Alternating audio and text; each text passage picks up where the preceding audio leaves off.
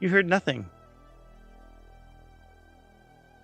This button does not always unmute when I've unmuted. Anyway, hello. Hey, Waffles and Siup. I was trying to pronounce your name, and I realized there were some letters missing. And then I thought it was funny, and then I started apologizing for who I am. And then I realized I can't really apologize for who I am because it's who I am. Anyway, hi everybody. Randomness. Put my work gloves on. Gonna be an Alterium shift night. Hey, check this out, randomness. Look what. Oh, the green gets washed out. My daughter made this. My eldest daughter just came down and said, "Hey, Dad, here," and she gave me a felt Alterium shift amulet.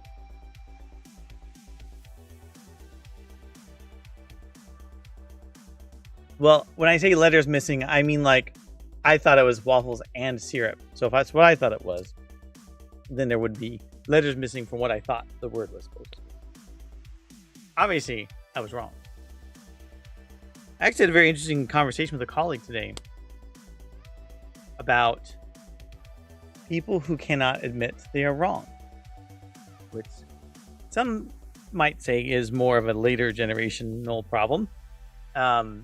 But I find it intriguing when faced with people who think that they're right about everything, especially when they're in leadership roles, and they can't be shown to see that, maybe some decision you made wasn't the right decision, and maybe that's okay, and maybe you just need to move on with yourself.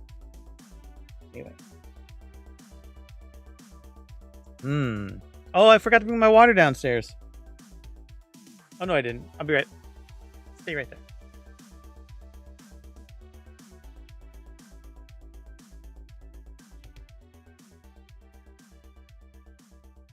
Aha. Leadership roles are probably more important for admitting you're wrong. So what was interesting is that there is this theory about CEOs and high-level leadership where there's that reality distortion that's almost necessary in order for you to find success. And part of the problem is being in charge is really, really stressful. And it's really hard to fight off that feeling of potential failure. So I almost think it's like a massive defense mechanism. Like you've got to be a person that just denies reality in order to move forward, in order to run a company.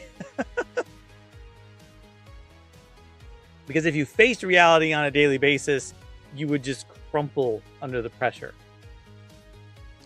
This is amazing. This is really cute. My daughter made me a Alterium shift amulet. That is so cool. So, anyhow, doesn't make any sense. I deny reality all the time, and I haven't moved forward in years. Yes, well, you're the wrong kind of reality denier. See, you got to be the right kind of reality denier, which just means you have to be lucky, or you had to have started with a lot of money, or a little bit of column A and a little bit of column B. You get hit by that survivor bias, and boom, you're a success. And nobody can duplicate it. But you can tell everybody all your secrets, or feed it to them. And people will be like, tell me your secrets. And you'll be like, sure, here you go. And then no one can replicate it because it's not a quality of the person's decisional path. It's a luck-based path or something. Or it's like the Indiana Jones thing, like you slide under the door and you take your hat with you and then the door's shut. I got hit by something, that's for sure. I got hit by something, that's for sure. You've been struck by a smooth criminal. Okay. What are we working on tonight? Well, for the last few streams or so, I have been primarily working on just some side work with voxels and RPG in a box development. However, I've been feeling the itch to do more Alterium shift at night. Therefore, I'm thinking that Tuesdays will be my Alterium shift nights and Saturdays will be my fun nights. I can't guarantee that's how it's going to end up going. But for now, we'll try it. I'm definitely going to do some Alterium shift work tonight. And questionable whether any of it's interesting, but you know, I've said this before. When I work on the game, which, you know, if there are any new lurkers around there, take a look. When I work on the game, I'm focused on production output. Therefore, it's not always going to be interesting stuff. Hey, now Alterium Shift nights can also be fun nights. That's true. My statement about the funness is that rather than doing something that's just like, oh, well, I'll just do this thing for the heck of it, I'm doing something like, oh, I've got to do this thing. Which is a whole different ballgame. When I have to work on something, and I also don't always know what I'm doing when I do work on those things, I do get a little stressed while I stream, and don't always get productive. However, we're going to try. And tonight is purely an engine-based focus on some core functionality in the game. Not in the game, but in the engine, I should say. And I don't actually know where we're going to end up. So we'll find out. I worked on this game for 3.5 years, randomness. I can feel however I want about this game. I actually do like working on Alterium Shift. The interesting part for me will be when someday I get to work on another project of the scale of Alterium Shift, but different. Because I think that, you know, in hindsight, there were a lot of things I did to get here that I was learning while I did it. There's a lot of crud in the code. And now, you know, the next time I'll have a new chance to make new crud. I would have thought the core functionality of the game would be done by now. There's always... No. What? 3.5 years? Time flies. Yes. 3.5 years.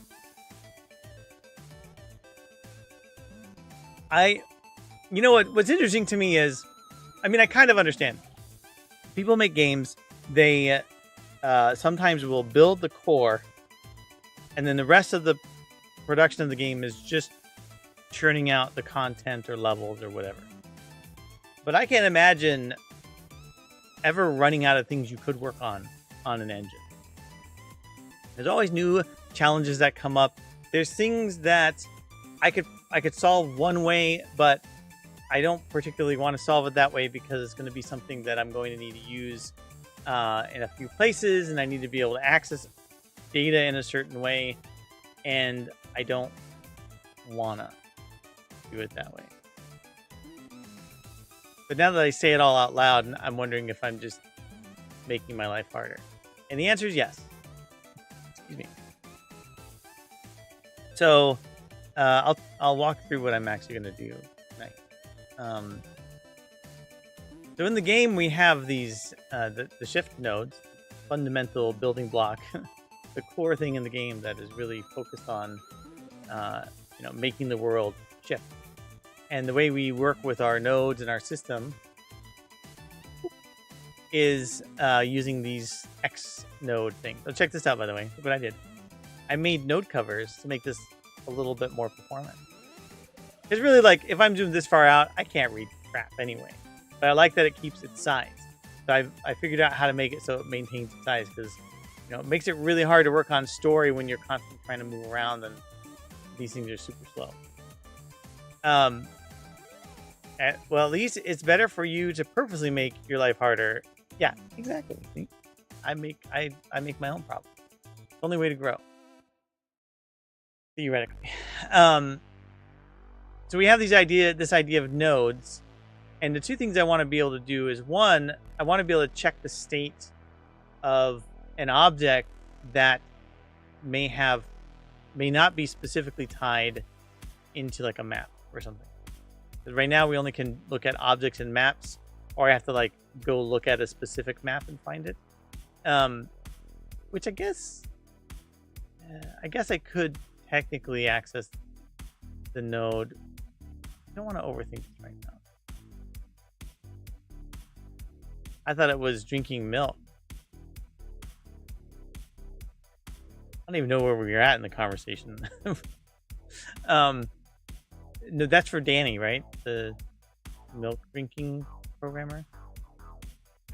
So these are like the events that exist on specific maps. But I need a way to, so for the travel nodes, there's going to be a system where you can fast travel between nodes or select nodes. So there's a couple things I need to be able to set to do that. One is that I need to be able to identify in our database which nodes can be traveled to. So it's the first, I need to take something that's just like a generic object on a map and turn it into what I've been calling lately a first class object, which means it's an object in my domain that is at the highest level of importance. So I need to give it a name. I need to make it exist on a higher level. It's actually been telling me BA Baracus can build a tank with pair of pliers and some acetylene he found in a field. I don't know who Bob Baracus is. The only way to grow? I don't think I've ever heard that. I thought milk was supposed to be good for your bones. I don't think I've ever heard that as the norm is just a growth based.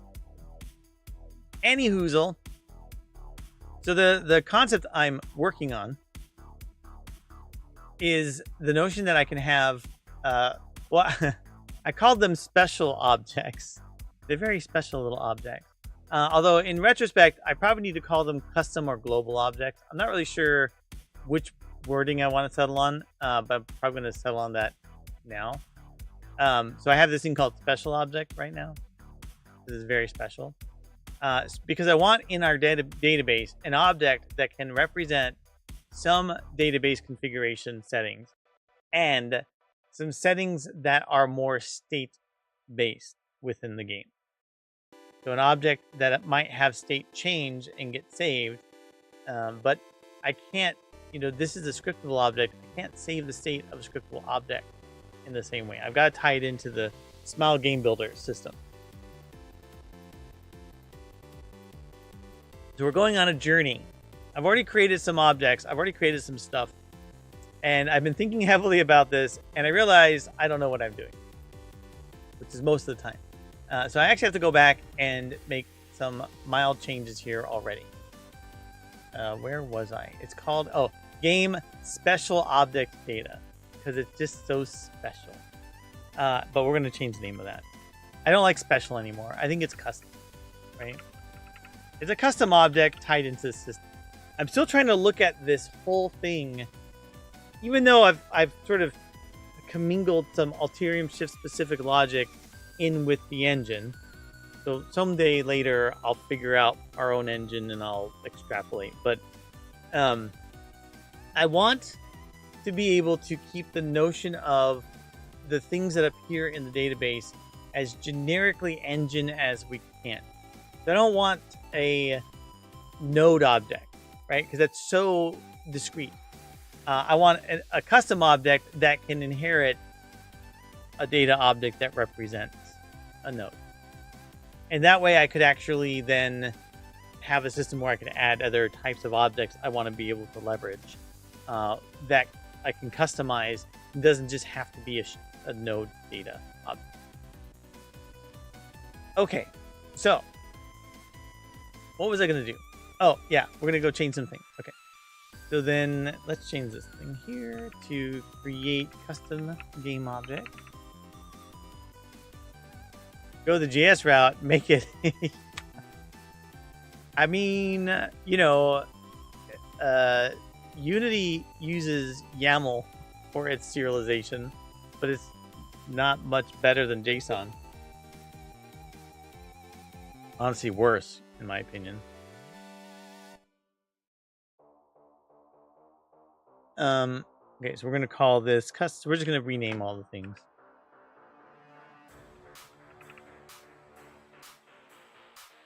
That's pretty simple to do,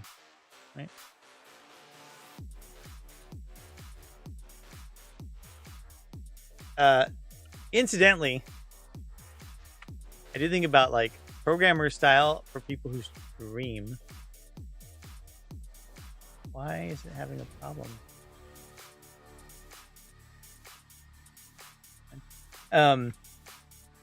I think about Wallaber. I don't think Wallaber would ever care this much about how well something is named. I don't think he'd ever go back and be like, I'm not going to call it special. I'm going to call it custom, and then go back and change it everywhere. This is not a knock against Wallaber. It's actually a reflection on me as a developer and a development streamer.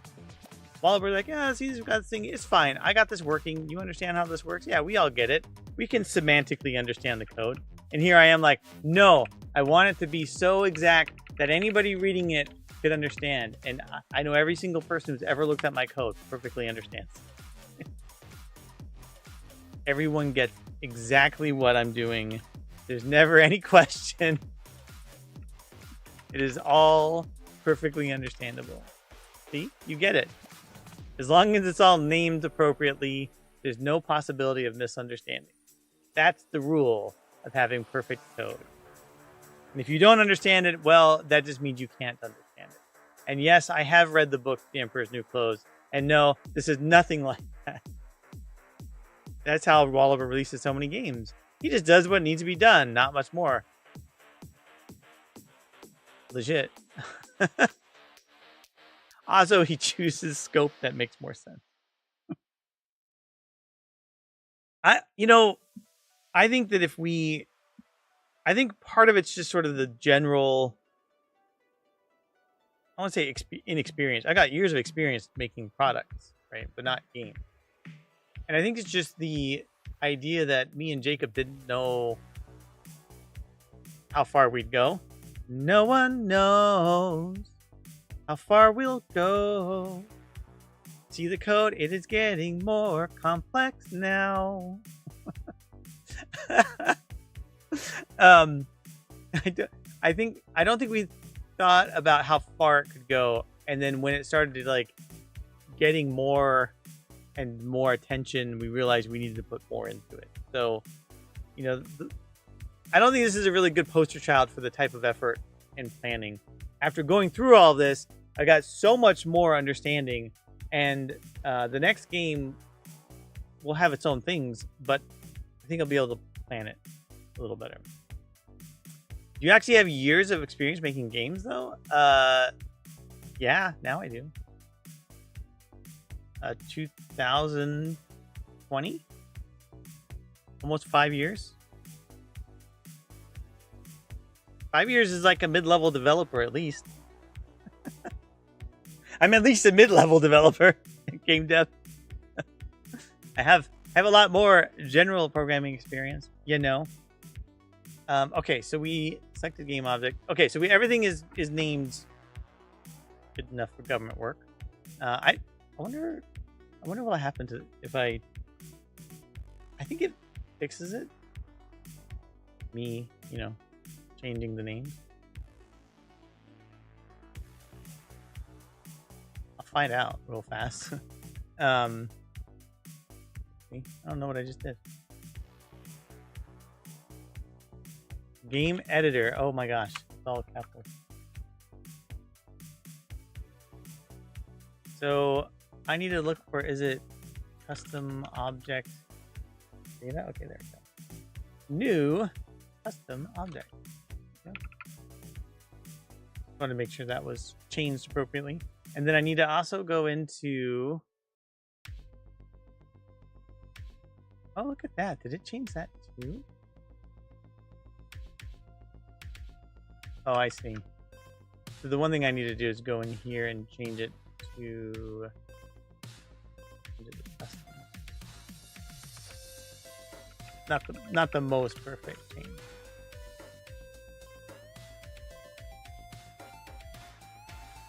Did it compile though? I didn't get any errors. Okay. Oh, I gotta change that too, the enumerator. Okay. Gotta go to the game editor. There it is.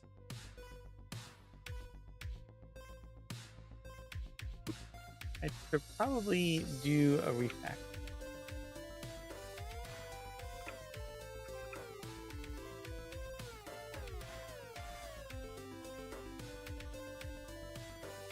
So I think we should be good. I don't know how many more things that we have are special in here. Little hack for little special things. Oh, that's cool. That's not what I was looking for. Okay. So we have the object. So there's there's two components to this. One is just the notion that we have this data, like the shift node data, which is a serializable object that gets sort of attached to the database object. Then we have the actual custom object data, which I wanted to make able to tie properties into the Smile Game Builder serialization system. And it partly it's like I don't want to go and mess with their core serialization at this point. The save system works, and to add or enhance that is a risk. But rather than do that, I've just been trying to like leverage what they currently have. The question is going to be, the ID doesn't matter, but like get variable, set variable. This is what ties into the Smile Game Builder stuff. The question is, how am I going to get this type of setup into my node system? And I was thinking that the interesting part about the way this is set up, the notion of making tools that are editable. If I was just a programmer, as in if I was just going to write code to solve my problems, I wouldn't need some kind of dynamic way to configure variables. But in theory, it's not just going to be me making these sort of changes. And we already have a system right now that we can do things like check the state of certain variables and compare them to other values. So it feels like it would behoove me to allow for another way in which I can select custom objects and get that data for comparison.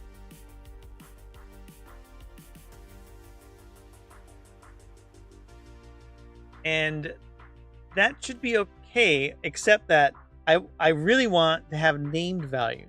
The Smile Game Builder just used numbers. I want to be able to have opinionated object.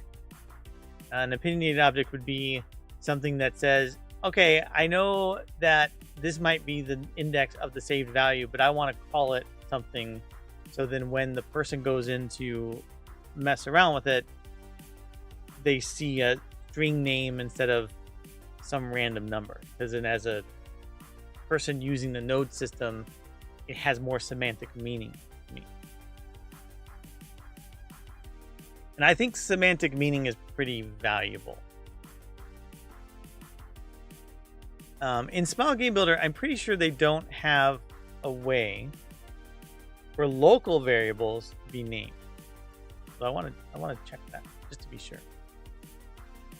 I think I can even check in the code. I think the only thing that has names are regular variables, right? We do get variable with the GUID.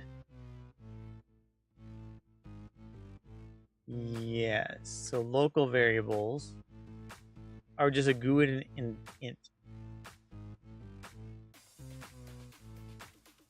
They do have variable names, but I'm fairly certain all the names are just tied to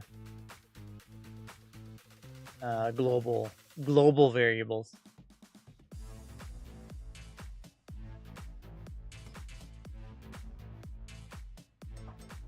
Pretty sure. I don't even know. I can't even remember where variable names come from because they're not in here.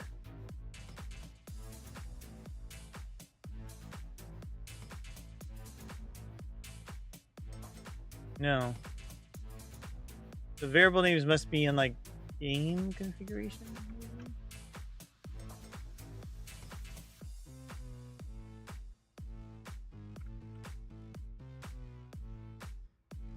I don't know where they are. I really can't even remember. Oh, this is my thing though. It's yeah, this is it. Configuration manager? No.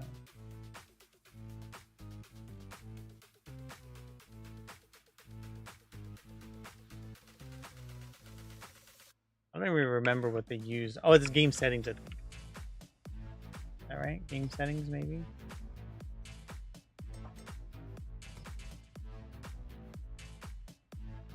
I think this is it here. Switch names and variable names. Yeah. So this is where they have the string names for all their variables, but I'm fairly certain, as I've said, like the word fairly certain a billion times. Go collect your things. Only the global variables. This variable, these are global variables. Only those ones can have names. Local variables cannot be named.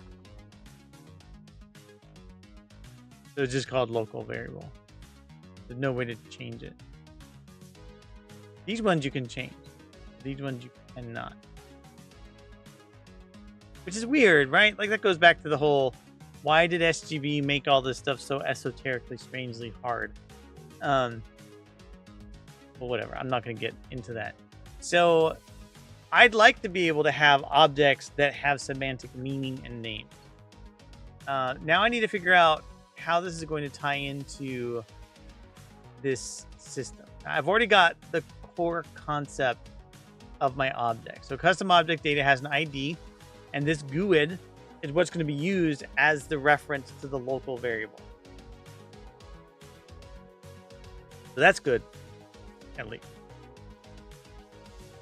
You collect those points, randomness. And maybe someday I'll go back to... I'm afraid to do anything with this avatars thing because I haven't touched it in years. Literal years by now. So what's going to end up happening is whatever this GUID is, this ID, I can use this to treat my object as a state-driven object. I can leverage those IDs. So the first iteration of my idea was I would be able to leverage. Just keep leveraging things. I would be able to do things like, oh, here's a status, is activated. And then I could just reference the switch ID. Problem is, I can't access this property easily within this node system here. I have to have some way in which I can get the list of available settings, whatever they are, whether they're a switch or otherwise. And of course, we have like, this has got a switch versus a variable, and we have a state, and we have a hero. So there's like other ways we can get data as well. I got one of those like lip fingers. And I think that I don't want to have like a difference between a switch and a variable. I want my object to be custom. I wonder if I added the word custom in here, what it would do. Let's take a look. This is like variable data.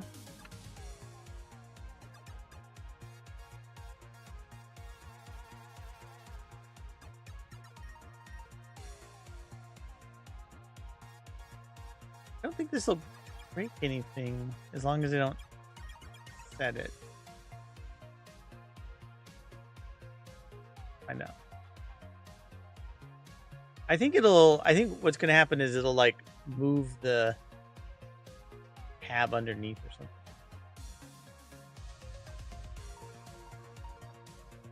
Which might also not be ideal. I might have to like rebuild check custom. I might have to make like a check custom object condition just so I don't continue to overload this whole thing. This is pretty overloaded as it. I mean, it still fitted in there.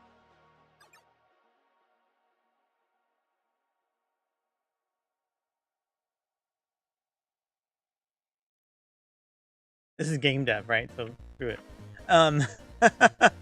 So then I guess I'll end up just using a custom setting here. That'll be okay. we'll leave it there for now. So then I need to figure out now, how do we define these settings in a way that we can, from a code perspective, have easy access to properties, but from a node perspective, be able to see a clean list of options. From my research, there are a couple ways we could do this. One is I could just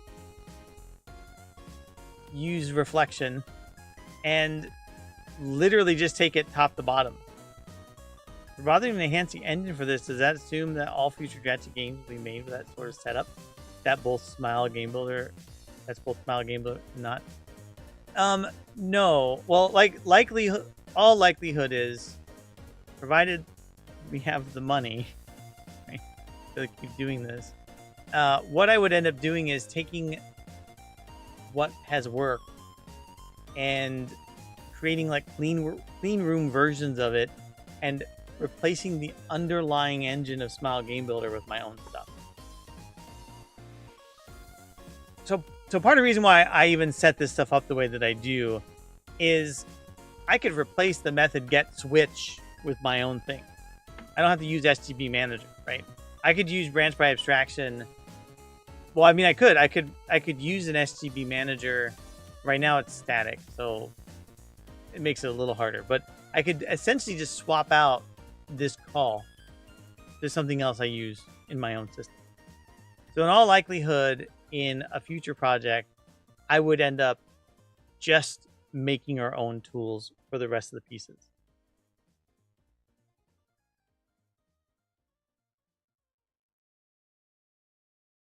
That I heard something outside. We have this thing that happens every year in Minnesota. It's an annual howl.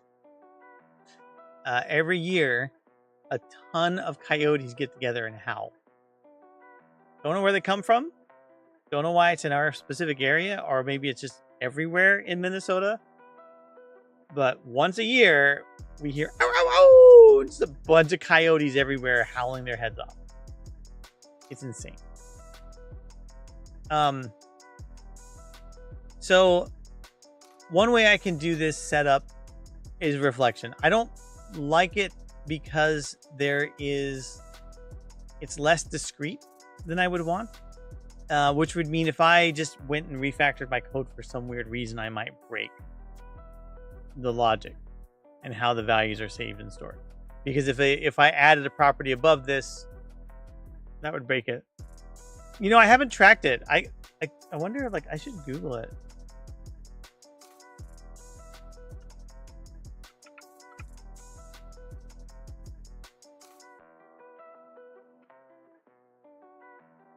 Howling from 2 a.m. to 4 a.m.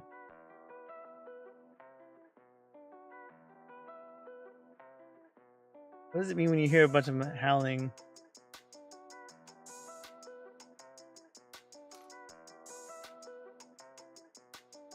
Urban coyotes.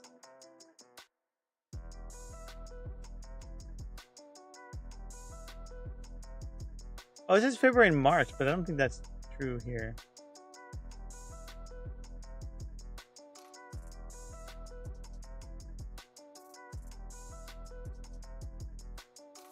I don't know.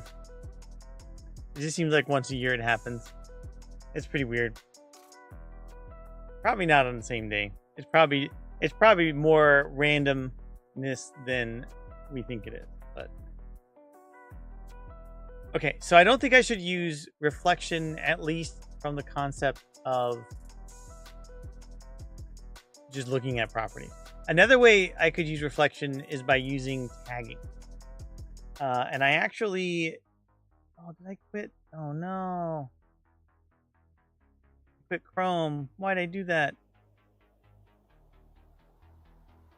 I have no idea why it is when I'm streaming that when I try to open Chrome, it locks up. I still haven't determined it because it just recently started happening.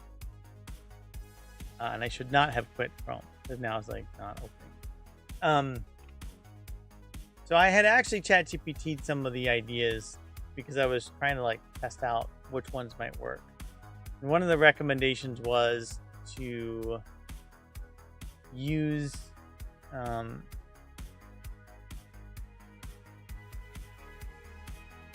like this, where you can have like an annotation where you tag it with the type of variable, which I think is actually probably reasonable, right? And whether I do this sort of on property change or not, like, it's something I could do is sort of borrow some of what they did and do it my own way. Like, I could keep what's there with get variable, set variable, but it would have to like get the tag property and do something with it.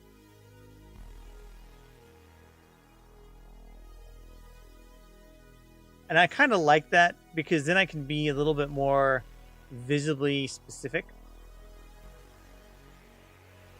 And it feels like it's a little bit more semantically pleasing. I mean, clearly this way is the easiest way, but this just doesn't give me a way to tie it into my my other system.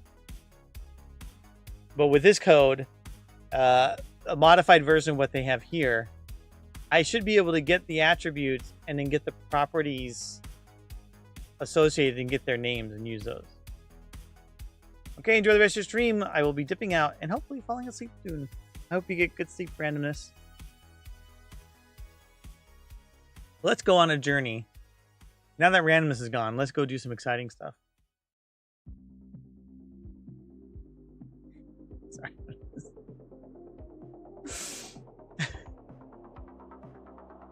Hi, randomness. I don't particularly like that there is a difference between a switch and a variable, because I do think that if it's a Boolean, it's implicitly supposed to be. Although the problem is that variables and switches are semantically different. So I don't like that they're there, but yeah, I guess it's probably, I should probably do it that way. And I'm okay with the SGB name because that's a little bit more clear. So I have a place where I put attributes somewhere in my code. Maybe in the core. Yeah, I knew where it was at. Look at that. So we can put it in here. What is it called? I call it SGB. Oh, okay. So this is, I never like putting the same same file having multiple classes. It's like an anathema to me. But I'm going to put them all in the same folder. Good.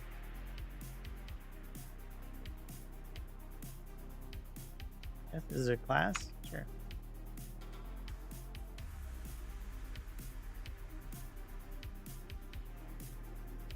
Okay. So we can only apply these to properties, which makes sense because I don't really want to save a field state. And there's an index, and we're good. We'll format. Okay. And then we'll do SGB. Switch. Yo, Tom, what's up? How's it going, gamer? Let me get my gamer glasses on. We'll do some gaming. Let's go. I'm ready. I'm ready for the gaming. I'm doing some hardcore game coding. Gotta wear my gamer face. Get my game on. It helps me code better because I can see the code now. Actually, I don't even see the code. All I see is blonde, brunette, redhead. Game with the best or lame with the rest. That's right. Right, my friends. Hey, Tom, I've been working out. Can you tell? Oh, my muscles hurt so bad. Everything is creaky. Look at these muscles, man. Look. Look. Look at so muscle. That's not even really muscle anymore. Just like old guy. Workout. My new approach to working out is during the day, anytime I have to go to the bathroom, I have to do at least 10 push-ups on the way back. Since we had talked, I crushed several grilled cheese sandwiches. Boom. That's the way to do it. Those are heavy, man. You got to get real good curls off of that, right? I feel like if we ever meet in person, it'll be just like online, but in person. Like, hey, Tom. Hey, Matzi. Well, Jeff is my first name. But hey, Jeff. You couldn't call me Jeff because you would just be like, "You're Matzi." I don't know how to call you anything else. I'm doing a harder new job this week, and I'm stress eating. Uh-oh. But the same company, right? Are these glasses working for you? You didn't say anything about my glasses. Do I seem like a whole new developer? People be like, who's that cool developer with those gaming glasses on? Who's that mysterious man? I'm not Matzi anymore. Now I'm Matzi. Not anymore. Now I'm your mild-mannered streamer. He's a high energy. My boss went on vacation and you're doing his job. Do you know one of the most eye-opening things I learned in the last week? I have I was going to say coworker, but this is a person that is at a, leveling wise, I'm the chief technology officer, and he's not even under me anymore. He doesn't report to me, but we still catch up every week. And I was talking to him about career stuff. Hey, what do you want to do? He's been at a company for a long time. And I had this epiphany, not only by what he said, but just by experience. It's like, he has no aspirations to be any higher up in the company than he already is. He's completely fine. He's like, give me an interesting problem and I'll keep doing it. And I'm like, don't you want to get paid more? Oh, hey, look at that. Got 01. 01 is way better at coding. I don't know. Does it share memory access? I think it does. I mean, I haven't really used... thanks for the follow, by the way, Dylan Luna, on the YouTube. Like my glasses. I never wear these. I got these at PAX. It even says PAX 24 on it. I don't really know, actually, whether it even... I don't think about the memory. Maybe it does. Hey, Mendoza. I mean... From my experience, ChatGPT sucks at remembering things. No matter what you tell it, no matter how many times they said, this is my coding standard. I think I even have a memory where it's like, oh, here's your coding standard. And it still doesn't write code that way. So I just learned to deal with it, I almost went on tangent about, I was going on tangent about career growth and stuff and this guy that doesn't want anything further. But then I was going to talk about Wallaber because Mendoza's here. And now Wallaber's like, I don't use ChatGPT. You know why I don't use ChatGPT? Because I want to think. I want to use my brain to solve problems. That's why I code. Which he's legit, right? Wallaber's awesome.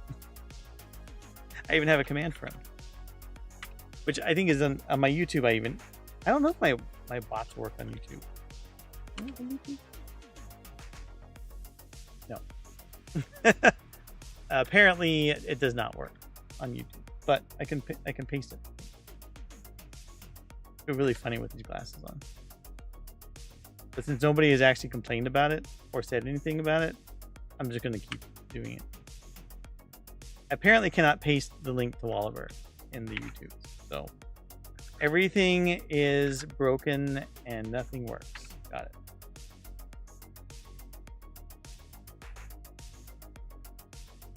Anyway, I like using ChatGPT because it helps me think through the problem. I like solving problems, but I don't need to solve how to write code that I write all the time. I don't need to know how to write code I've written before. I just need something to give me the answer so I can move forward with my life. Because the worst thing that can happen to me is getting stuck working on the same problem over and over again, which I do anyway. Where was I? As you move up, you trade responsibility for money, but that moves you away from the hands on truth. I mean, you can't get high up in an organization and do everything, right? It's actually one of the biggest problems that managers have. When you're first becoming a manager, if you're an individual contributor, you can't separate the need to get stuff done individually that you can do from trying to train people to do it. I think the creativity can still be there, but it's a different type of creative. And also based on the company, it'll probably be a different type of creative, right? If your whole company has, an assembly line of production that is fairly consistent and you're just doing the different pieces and whatever. I don't know how it works exactly in entertainment, but from your description, it sounds like it's well-defined flow. Do this, do that, do that, push out a new episode, in that context, I don't know what it would be like to manage. Yeah, pipeline, that's a good word for it. It's like a build pipeline. I don't know where I was going with that. I think I was just talking about management and creativity.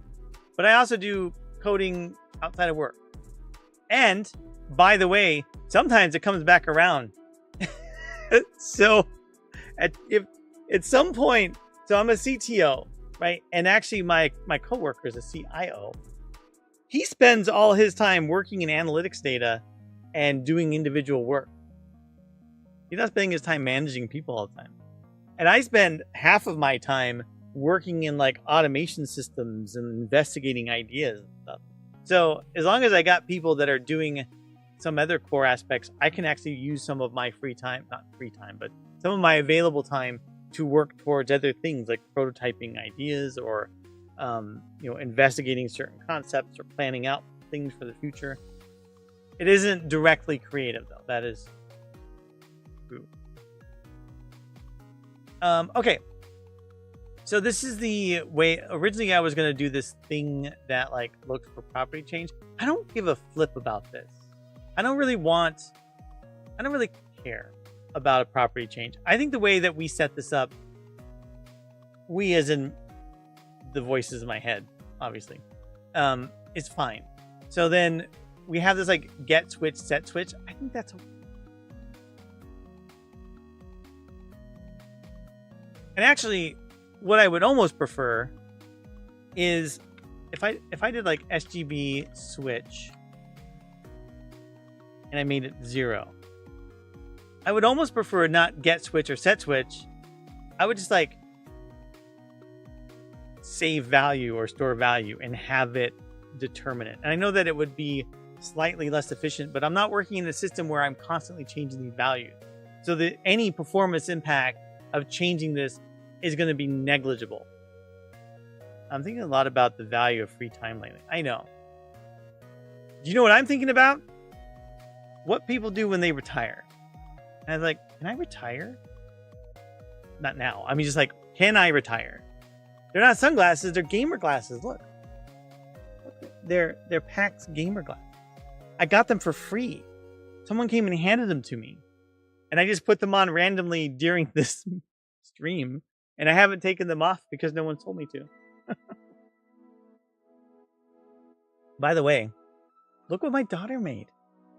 My eldest daughter came down to me right before streaming and said, "Hey Dad, look what I made." She felted an Alterium Shift amulet.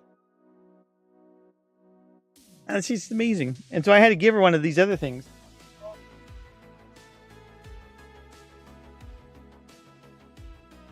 So for PAX, that one's a little torn up. For PAX, we made amulets. Look at that. This is a 3D printed amulet. Same guy, by the way, the guy I was talking about earlier that is perfectly content with his career. And we, gold painted it. And then we actually got metallic model paint and painted each of these things here. We were giving them away it even got Alterium Shift on the back. We were giving these away at PAX for anybody who had purchased the game. So I mean, you can barely tell the difference between these two things, right? They're almost, except I think she got the ordering of the colors off. Oh no, maybe it's just the way it's. Okay, now you can't tell the difference at all.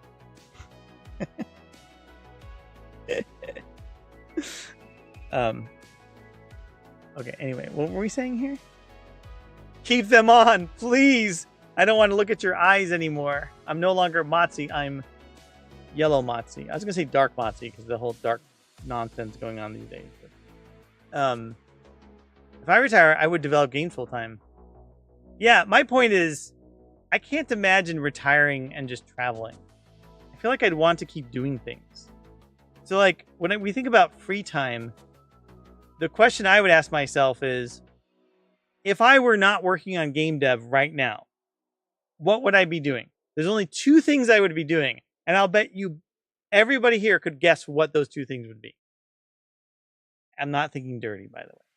That, I guess 3 things, but that's a given. 2 things I'd be doing if I was not... 2 recreational things I'd be doing if I was not working on code at night. Speaking of retiring, I'm going to have to retire in 2 or 3 years.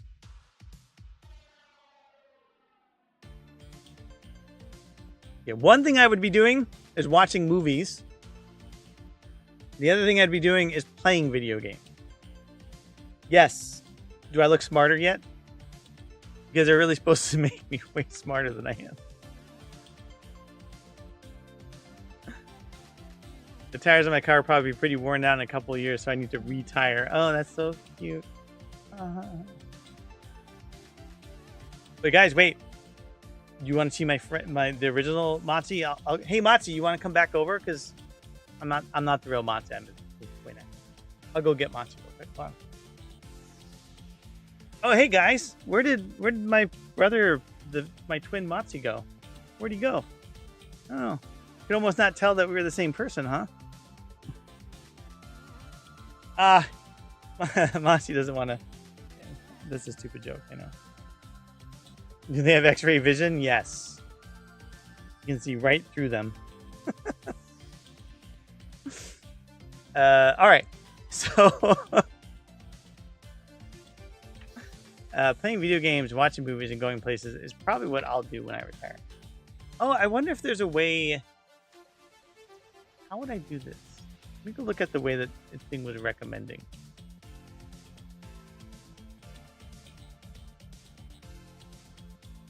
I've spent a good chunk of my life playing video games and watching movies.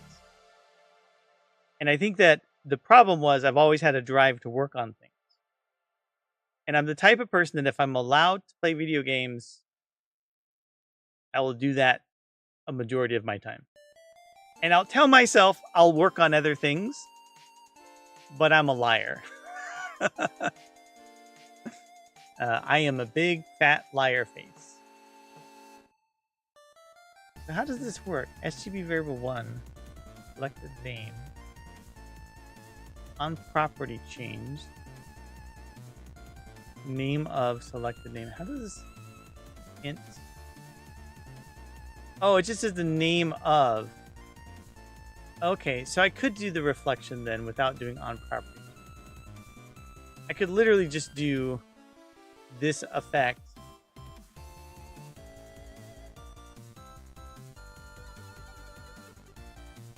Oh, but I'd have to set the value? Is this still using... Oh, okay. Interesting. I guess this makes sense. I'd kind of want to do a setter where I just pass it in, though. I don't really... Yeah, do I really want to... No, I don't. I don't really want that. Give me my own devices, I'll just make stuff. I am not that person, Tom.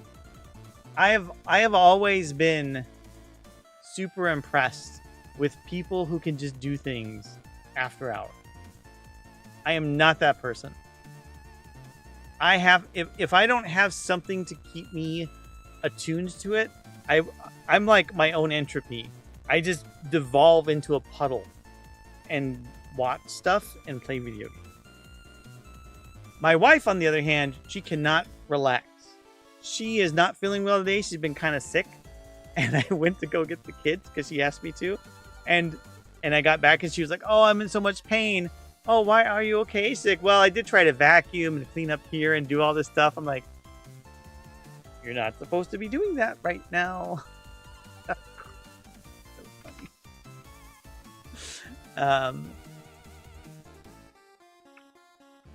So we're gonna do get state. We'll say get state, yeah. And then we'll do string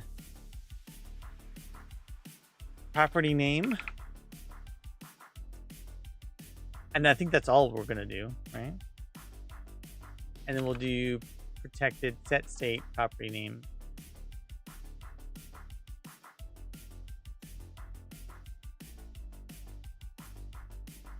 I guess we'd have to do object value though. I guess that's one of the problems with using get state and set state. I might have to do get switch and set. So I probably still have to do the get switch and set switch. Which is okay. I'll copy these things and change them. I'm okay. I enjoy anything that's highly productive, shelling peanuts, folding laundry, washing dishes, when it doesn't matter how long it takes. I don't. I'm just not that person.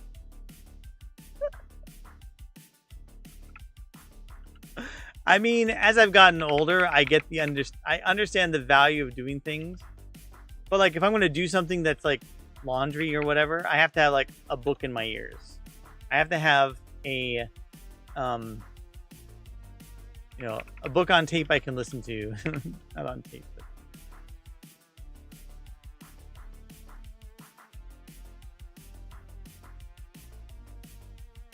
I can't just do things. It's not in my nature.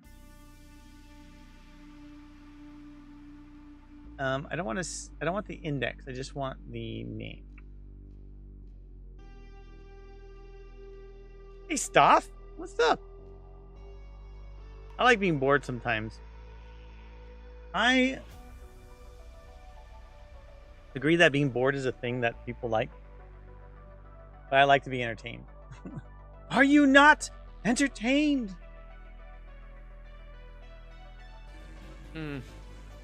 High fives all around. High fives for everybody. For everybody. Okay, so let's see how they did this. They did on property changed. Property changed question mark dot invoke.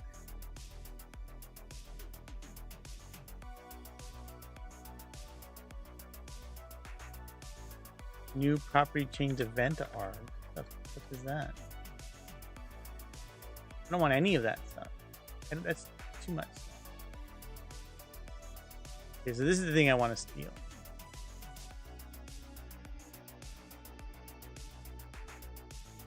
Oh, this is both of them.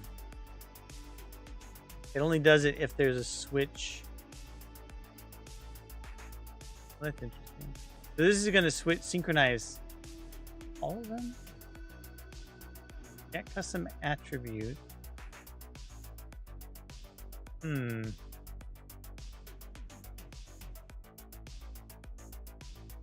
Okay, I'm gonna steal this code and see what it does. Is that what they call ADHD? Being bored, or not being bored? Being distracted? I need some bread and circuses myself, to be honest, or I get violent and want to overthrow the government. That's fair. Mate, I thought of that gladiator scene too. Are you not entertained?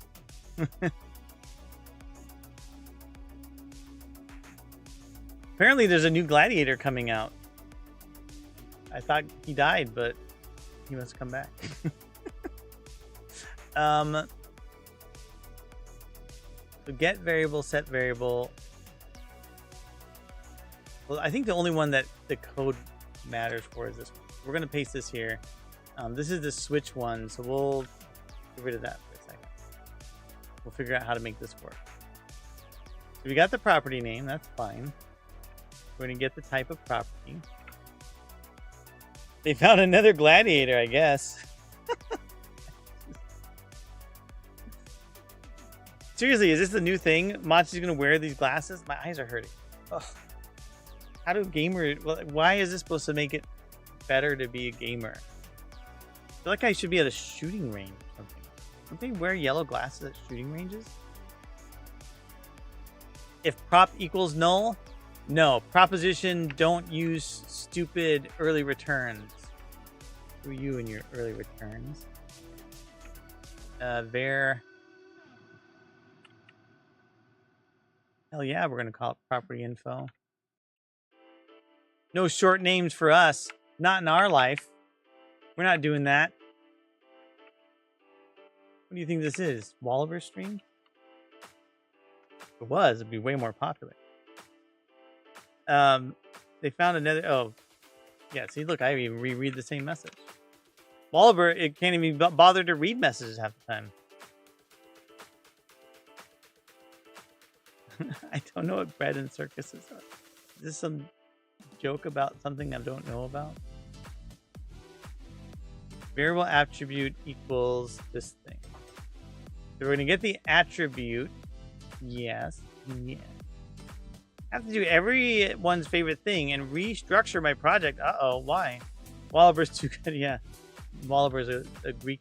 no. Walliver's a golden god. God? God. I almost said Greek god. Maybe he is a Greek god. Cries in C++ dev. Is your project in C++? I thought... No, you're not in Unity. That's Sorrow.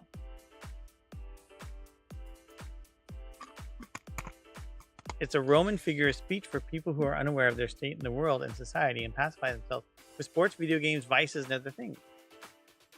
Yes, there's also an author that wrote all about that, named Aldous Huxley. I read Stranger in... Is it Stranger in Strange Land? Yes. I think it's Stranger in Strange Land. And there's a part where apparently they control everybody with... Is it Stranger in Strange Land or is it a different one? No, Brave New World. Brave New World, yeah. I got it before you sent it to me. I couldn't remember. I read Stranger in Strange Land more than once. Brave New World, one time. I was good. But the whole orgy-porgy thing, that was something. Orgy-porgy. I sent it first, latency. I said it, and then I looked and saw you wrote it. Maybe I saw it out of the corner of my eye. The circus was a coliseum, and the one she said bread and circus. Yeah, but there's also this belief that the coliseums ended in death a lot, and that wasn't true. That's a very glorified way of looking at it, but they didn't have a bunch of gladiators dying. Panem et circenses. Because if that happens, you don't get more entertainment. People aren't going to enter into all that if they're all going to go die.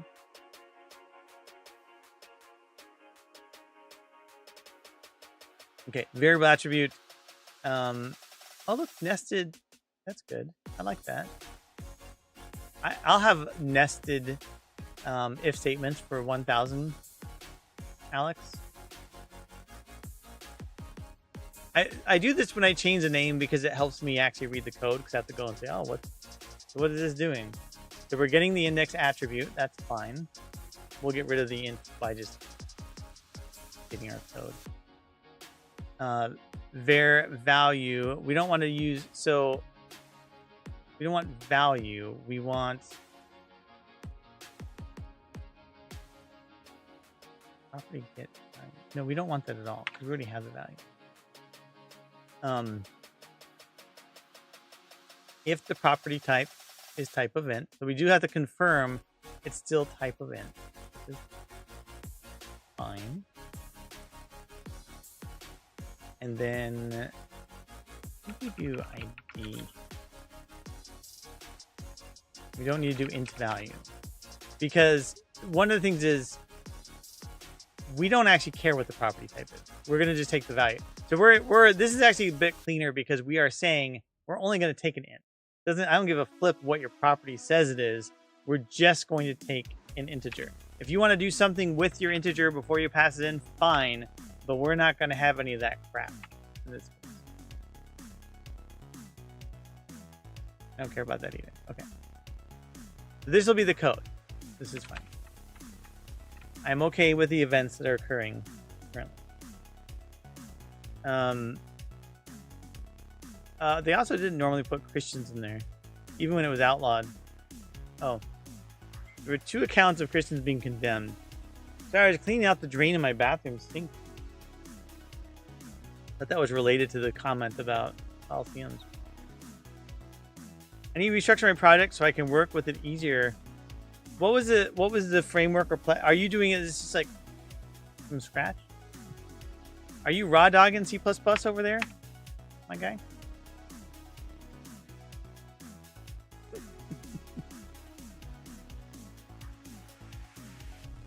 I heard that once about like, I saw a person coding in the coffee shop with the text editor, no IDE, no code complete, just raw dog in Python or something. And I thought that's so funny. Funny way to call it. Okay, so we can set our variable. This should be sort of the dynamic-ish way. I know I could do an early return. This nested, can I get rid of the nested? I probably could. Let me see. If there is no property info, it would be very weird if you couldn't get the property info in this case. But I guess it's sort of dynamic enough that we couldn't. And then I suppose this is the one thing I could like break it out, but this is not important enough. Like, you know, 3 nested loops, and really the only reason this exists is because I have to account for it being in the editor. I could put it in the directive block if I wanted. OpenGL, I'm using GL for the win. And some other library I can't remember. Not quite raw dogging. Your face is not even nested loop, it's just nesting. There's these never nesters that believe that you shouldn't have this many if statements nested. On the plus side, that's not something Wallaber would ever care about. He's like, yeah, man, give me some nesting. Just 4 or 5 levels. I keep saying these things in case he shows up. And he's like, what? What are you saying about me, dog? Just like, nothing, sir. 4-dimensional loops? Yes, please. And so here's the thing. I could actually get away with doing exactly what I'm talking about. Because if I want to do the switch version of this, like the get switch, set switch, the only thing different is going to be this piece and this piece. Everything else about the code is the same.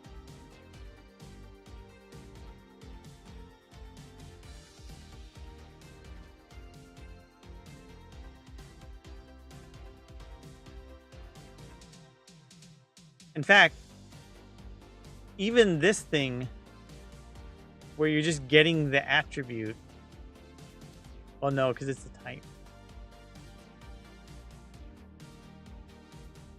So the only difference is the name of the thing that we're setting. Yeah, I know. It's because they call them, it's supposed to be a Boolean, but they call it in Style Game Builder. Incidentally, these are the things that I get wrapped up about when I'm writing code. I shouldn't. But I'm like, oh, I'd have to copy and paste this entire thing. And the only thing I'm going to change is this value and this value.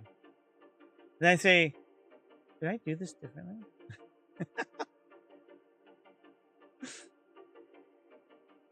Like, legitimately, good.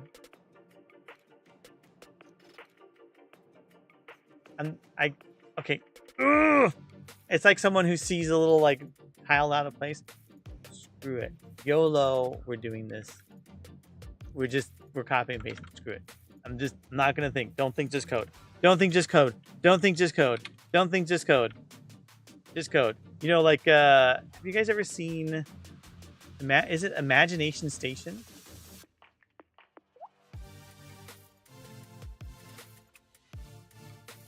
Mark Kistler's Imagination Station. And he does these like 3D.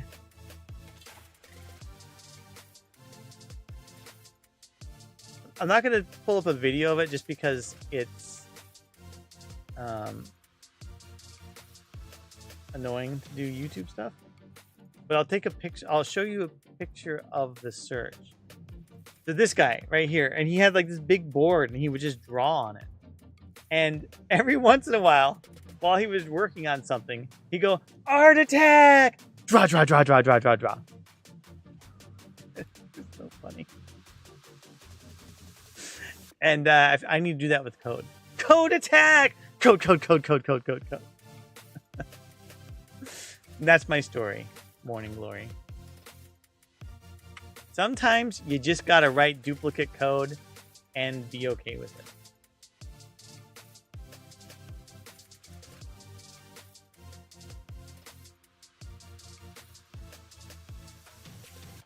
Okay, so dynamically set up or as a property value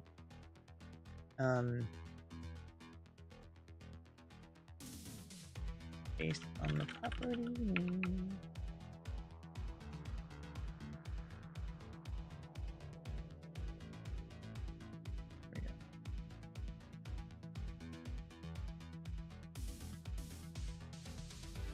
Copy and paste it. I did it one way. Might as well go back and do it the other way. Right? I finished my juice.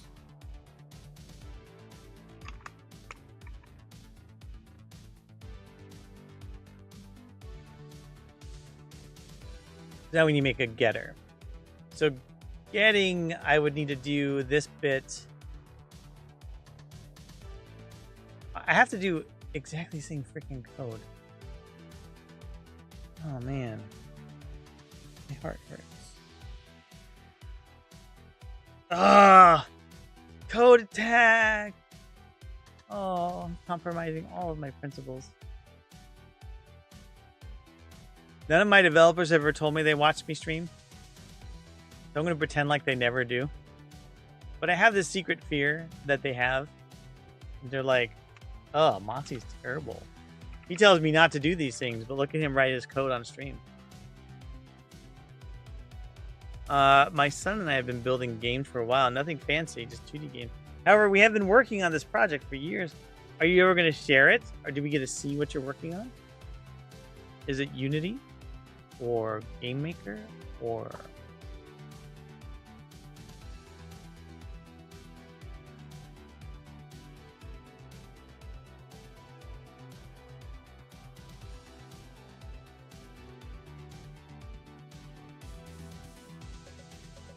Here we can get the variable. We still need the variable attribute, and we'll return it. This, I mean, this bothers me so much that I've essentially created boilerplate code that I'm copying and pasting, and I just need to not feel bad about it, I guess.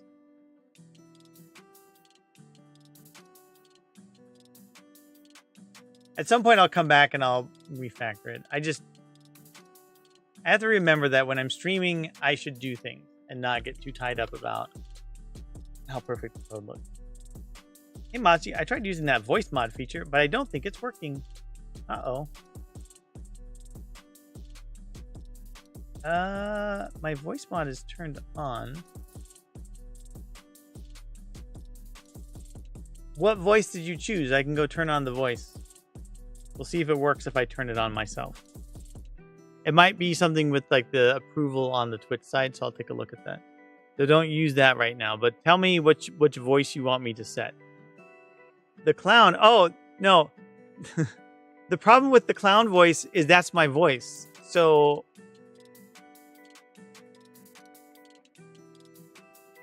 get it.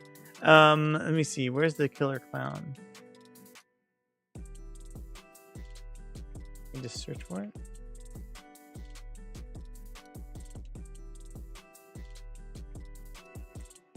pushing the button. Is my voice doing the crazy clown now? Yeah? Am I clowned? Am I clowning? Killer clowns, like killer clowns from outer space. My name's Moxie, and I am a clown. A crazy clown. So you better watch out, because we're gonna get switched, baby. The clown's in town. Taking it to Clown Town.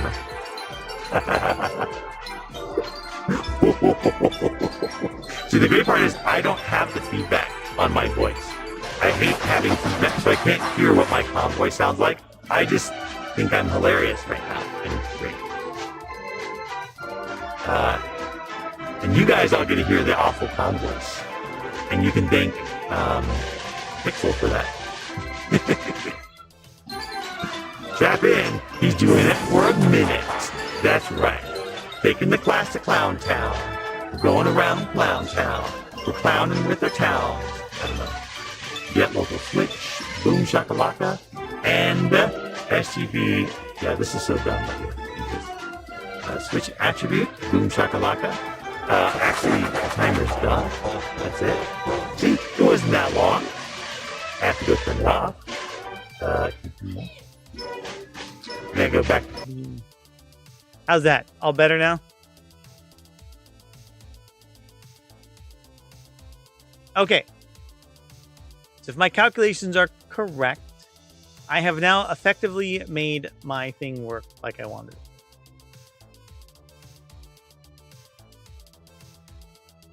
So then I can do get switch name of is activated. So essentially, I mean, we are using reflection, but again, this is not something that gets used a lot, and it's a very small piece of code. I hope you get the bits. I guess I should check that. Yeah, that's fine. It's fine. Pixel for you, even if I don't get the bits, I'll be happy. I mean, if it took the bits away from you, it probably will end up going to me. But there might be some weird thing with the connection between the plugin and my voice mod. Twitch sometimes gets weird about re-authenticating stuff. My eye itches. Do I look like a program? Is this my new thing? Is my style now these glasses? Motzi makes with glasses. You can't really get the you can kind of get the eyebrow raise.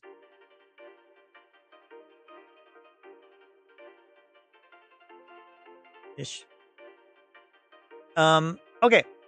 So the next thing I need to do is figure out how I want to get the list of object data.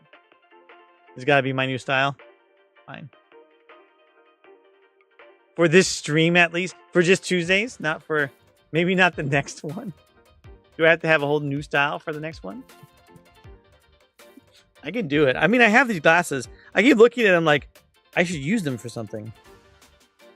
They're not bad. I mean, it's not bad. It's just supposed to help my eyes. But I don't really care about my eyes.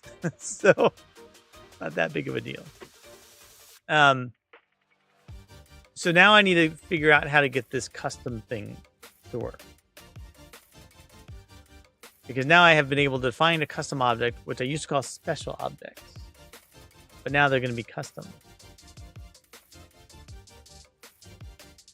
It only takes, 30 seconds to build.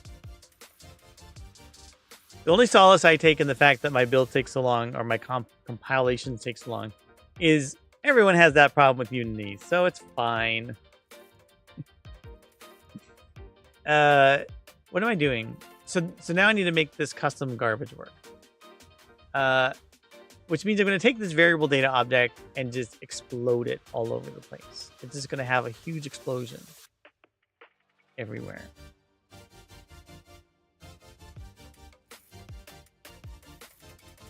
I don't even know how this is going to work. Now think about it. Okay, let's see how the hero works. I need a hero. I'm holding on for a hero to the end of the night. I think I just... Yeah, it's all in the same freaking object. Oh my gosh. Okay. There's a box group for hero that's only visible if it's a hero. Got it. Now we got to go down to here.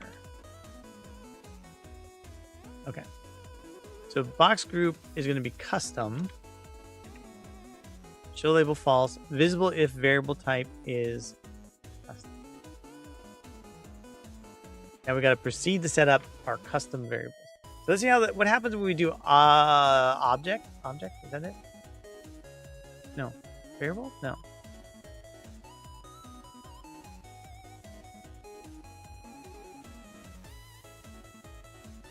Box group variable is global, targetable. Oh, right. I use the stupid targetable command. Okay. So I'm not gonna make it targetable because this is a whole different ball of wax. We're not talking about messing with values that are actually usable on the map. Are we? Crap.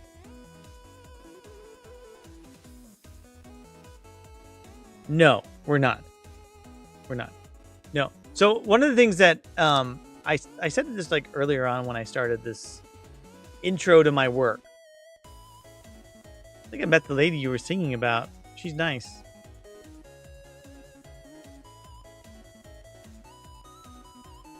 Gloria Gaynor? No. No. What's her name? You talking about the needing a hero? That's not Gloria Gaynor. That's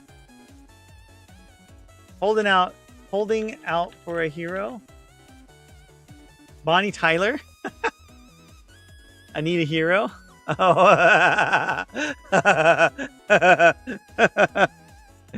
I have a story about that, actually. Do I still have a redeem for Tell Us a Story? I don't think I do I?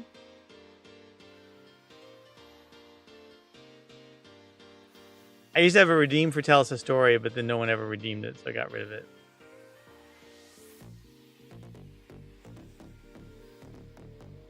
I have the story of the century. But I'm only going to tell it if Pixel wants me to tell it. Otherwise, I'm not going to tell it.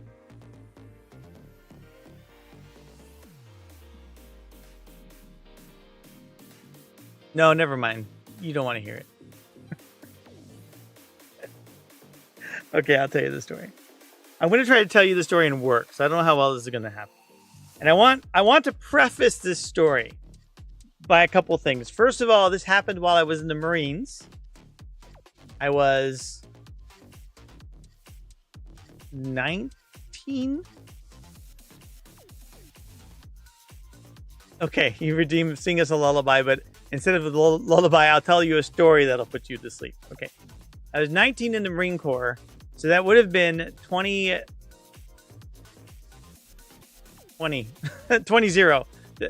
aught. The year 2000. In the year 2000.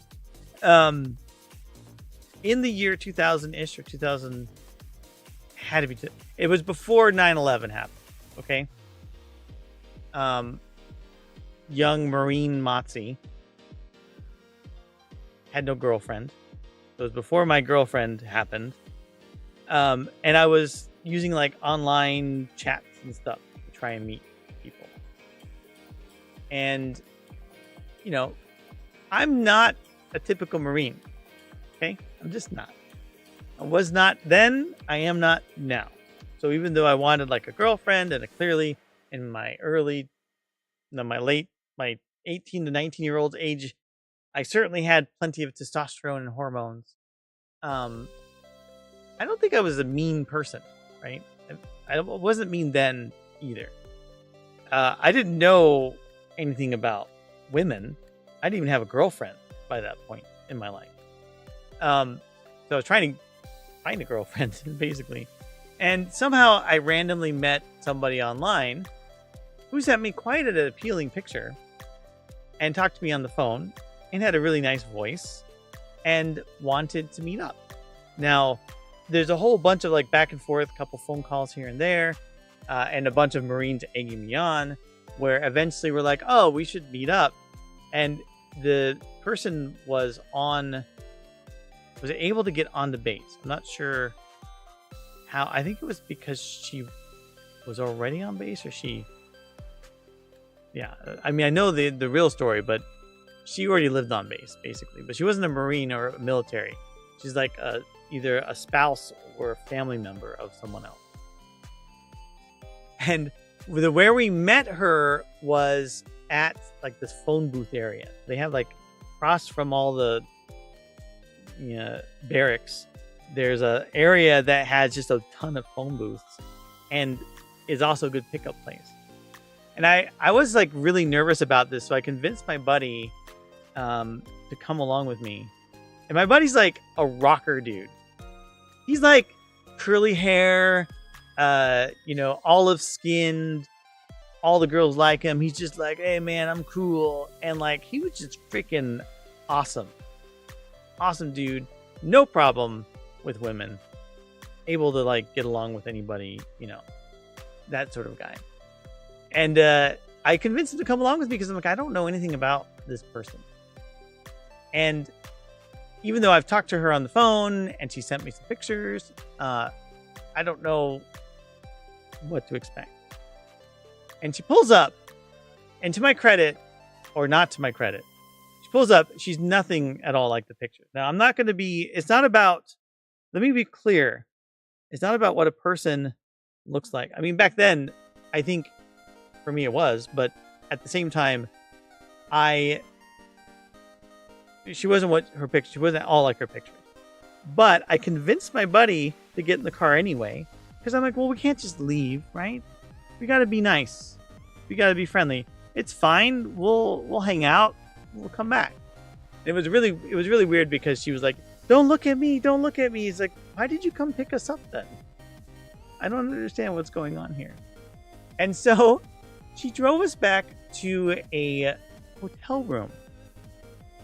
And by this point, I'm like, totally like, oh my gosh, this was, not what I was expecting. But my buddy was like, well, we'll just hang out and, let's go get some alcohol. And she actually turned to him and said, how much is it going to take to get you drunk?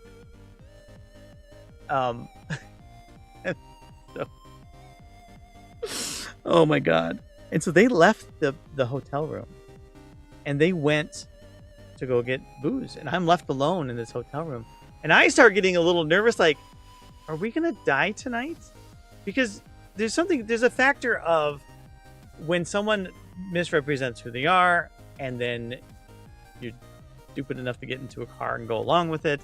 Like, is she going to come back without my buddy and be like, oh, I don't know, he just left. And I'm like, am I going to have to defend myself? It's silly because also I was a Marine, so I clearly had like strength and stuff, but I'm not a violent person even then. So I'm just like, am I going to die? And so I start snooping around. I can't remember the name she told. I think she said her name was Sheila or something. I don't know. I literally don't remember the name that she told me it was. But I start snooping around. I find a bottle of medicine, like medication. I don't know what the medication is. I don't know much about meds. But she has meds. And I see messages on the phone in the hotel room. And so I'm like, well, I'll listen to it. And it was like, hey, Anita, we're all worried. This is why the Anita got me. We're all worried about you, Anita. Where are you? We've been waiting. Or like, when are you coming home? Mom really wants to see you. And she was an adult, but I don't know, like, she's probably in her 20s or something. And he goes, do you have your meds? You need to be taking your meds. I'm like, oh shit. It's like, I'm going to die. Because, it's like this, the setup for like a horror movie is she's off her medication or whatever. And she's gone and picked up a couple Marines. And so, And her name's Anita. It's not whatever she told me her name was. Might have been Sheila or something. And so my buddy comes back they come back. He doesn't come back on his own, which would also be kind of weird. It's like covered in blood. They come back and they start getting hammered. And I'm like, I just want to go back to the base. We were on base, by the way. We were at a hotel on base, but Camp Pendleton's pretty big.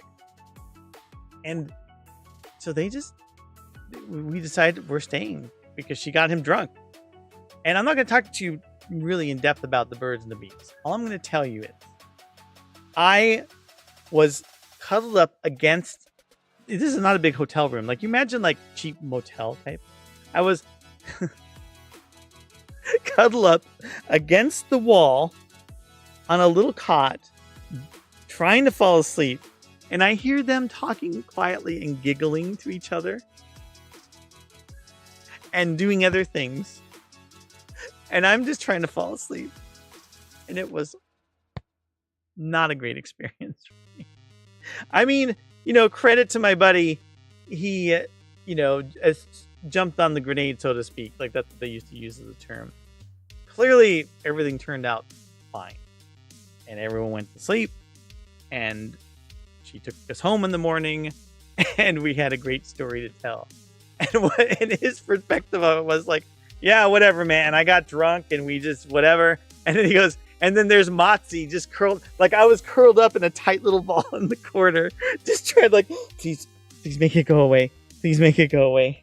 Like, maybe I should have been taking the meds. So that's my story.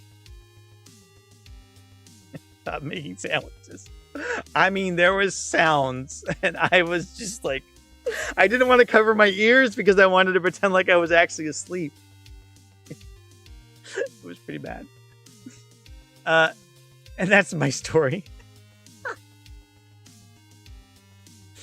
Maybe what I should do is make a custom object target. Like that. That would make sense, right? So maybe I should go to my custom object data. There you go. Worst night ever. No, that was not my worst night ever in the military. But that was an experience and a half. I had so many great stories from the Marines. One guy that I knew was such a God, man, people in the Marines. Oof. He dislocated his shoulder so badly he was out of commission for a month or so because he was sitting on the top bunk of a bunk bed, and he had beers in the ceiling panels, and the beer started to roll, and he jumped out, caught the beer, and fell, and dislocated his shoulder so badly that he was out of commission. It was just, God, man, people were stupid. South Creates, they say that about the Hulk too. Incredible. Yeah. I didn't tell you about the time I burned my face, did I? Covered my face in boot polish. That was a good story. But anyway, story time with Mott. Let's go see where this custom object is. So we're in general. Where would we put this? The custom object target? I feel like I want to put it in the node system. Story, common, elements. Maybe it's an element. Variable. I could do it here. Common. I feel like common event trigger. Motzi pelted by gamma rays turns into the Hulk. No, I was never the Hulk. I'm not the Hulk type. I'm not a very violent person. I mean, if I were a jerk, we would have just not gotten in the car. I would pretend it wasn't us. I'll be like, oh, I don't know who you're talking about. It's like, but it was I had this thing where it's well, I don't want to be mean. It's weird to go through boot camp and then get in all the training I did to get into the Fleet Marine Force and still kind of try to be nice. Because most of the Marines I knew were not terribly nice. That's a little overgeneralized, but also kind of true. Event, map, quest, let me see. Tools. These are the nodes. Yeah, so, actions, behavior, conditions. Put it in conditions. Variable data. I'll put it in here. Just going with the joke. Oh no, I'm not that worried about it. I'm just reflecting on, if I think about what I knew of people in the Marines when I was in the Marines, I was not a lot like those people, and probably why I didn't want to be like, I had to fake it a lot. I had to pretend like I was something that I wasn't, in order to survive, basically. What I want to do is like custom object. Definitely. This will make it more consolidated and easier for me to manage. The custom object target needs to be something where I can get potential objects. So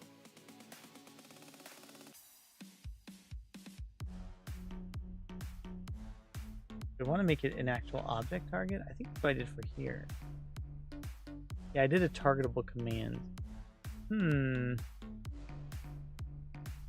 What did I do for the map? Is player, is follower. Map.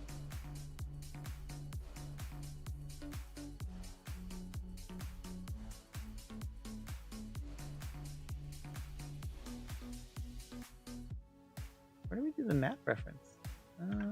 Value. Get targets. Oh yeah.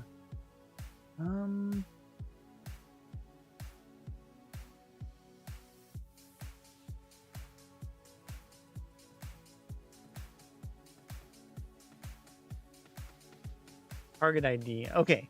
So this is using a string. Okay. I think I know what I'm going to do here.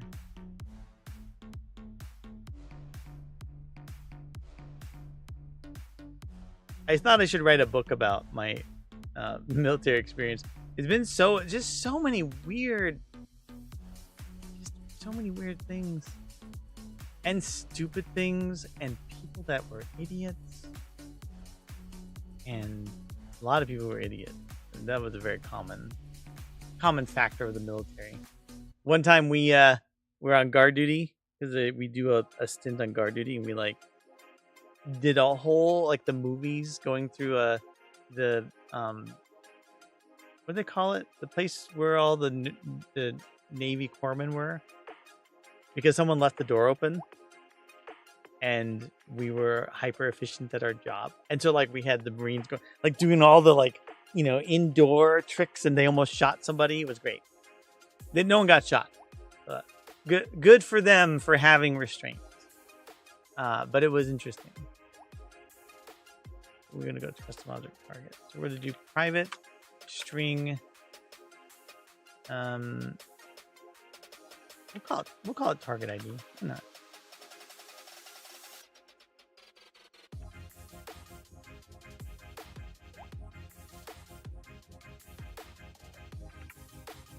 That's what it's called? I think it's down a capital value. No, it is. It's lowercase.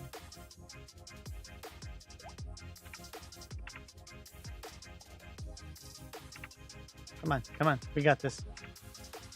Shift and diff. Perfect.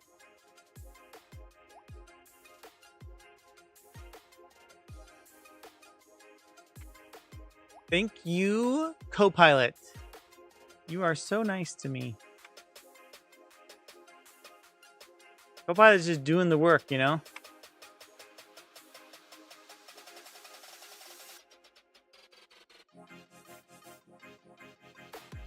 Then that should be good. We're going to do hide label.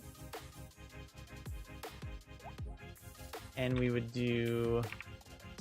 Definitely want to serialize the field, so I usually put it...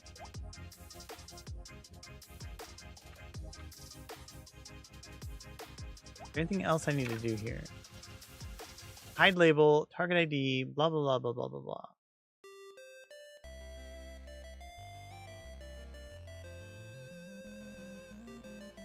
No, I don't think any of that matters. Okay, so let's go take a look. Take a look. It's in a book. A Moxie coder. I can do anything. Friends to know and ways to grow. Reading Rainbow. Here. Private custom object.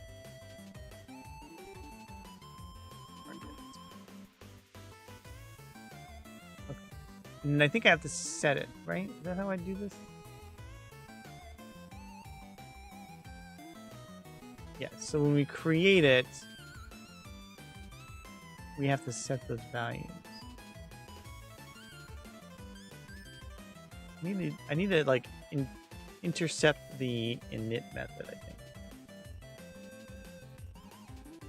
Some object target. Oh, you know what I can do? I can actually just set it. This will just make sure it's always set.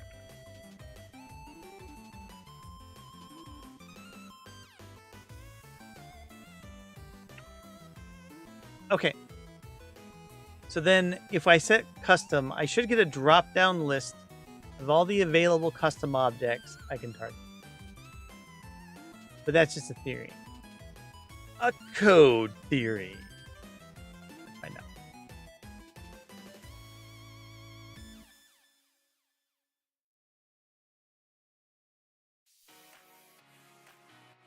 know.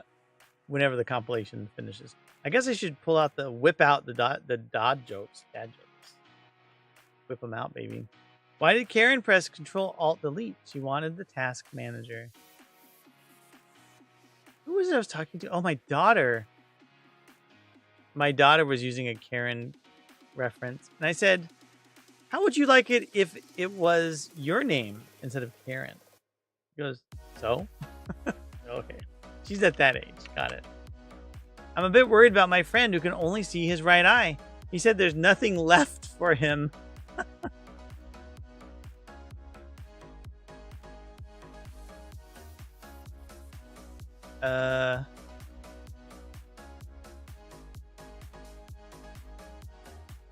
New custom object target. Visible if the variable type is custom.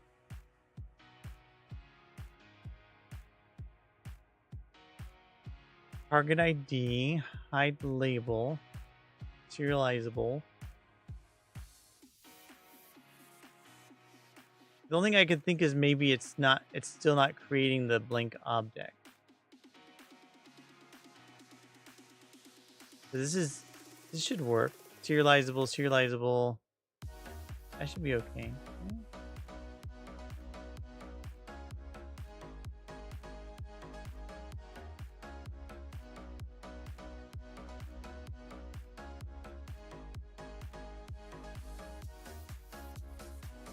Gotta figure out why would it not? How am I not myself? Variable data, variable type.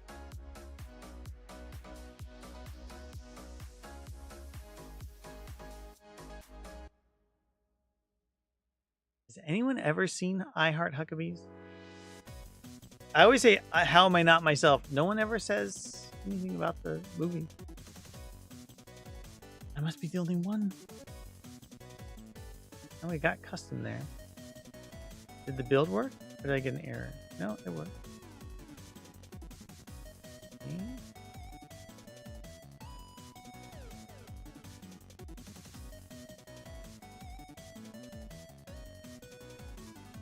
State. 0. Oh, I know what the problem is. It has to be an inline... inline editor, I think.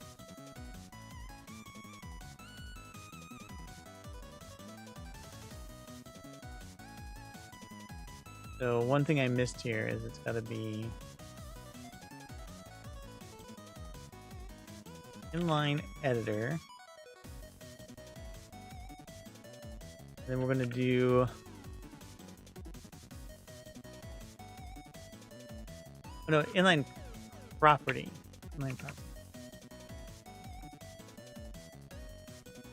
We'll do hide reference object picture.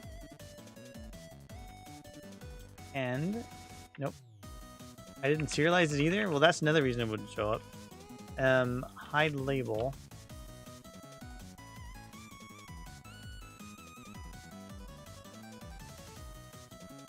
Okay. So that should make it show, perhaps. OMG Godzilla. Are those smart Ray-Ban glasses? Yeah, do I look smart? No, I don't know what they are actually. These are Zenny, made in China. They are PAX West 2024. OMG is Godzilla. I think there's another thing in there that I'm not going to say. These are I got these from PAX, and they've been sitting on my desk, and I randomly threw them on and decided to keep wearing them. Welcome, by the way. Okay, so now we can select nothing. Perfect. Did I fool you? Yeah, well, I pity the fool. They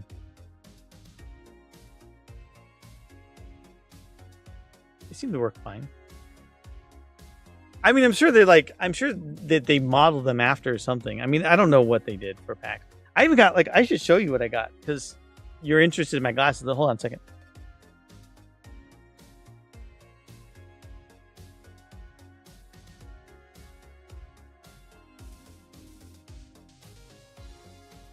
Am I lying? Where's my stuff at? I have a whole I got a leather carrying case.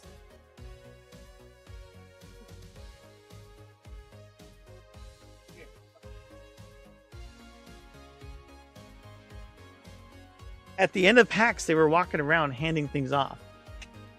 Oh, look at that. Possible ban evader. Look at that. I love it.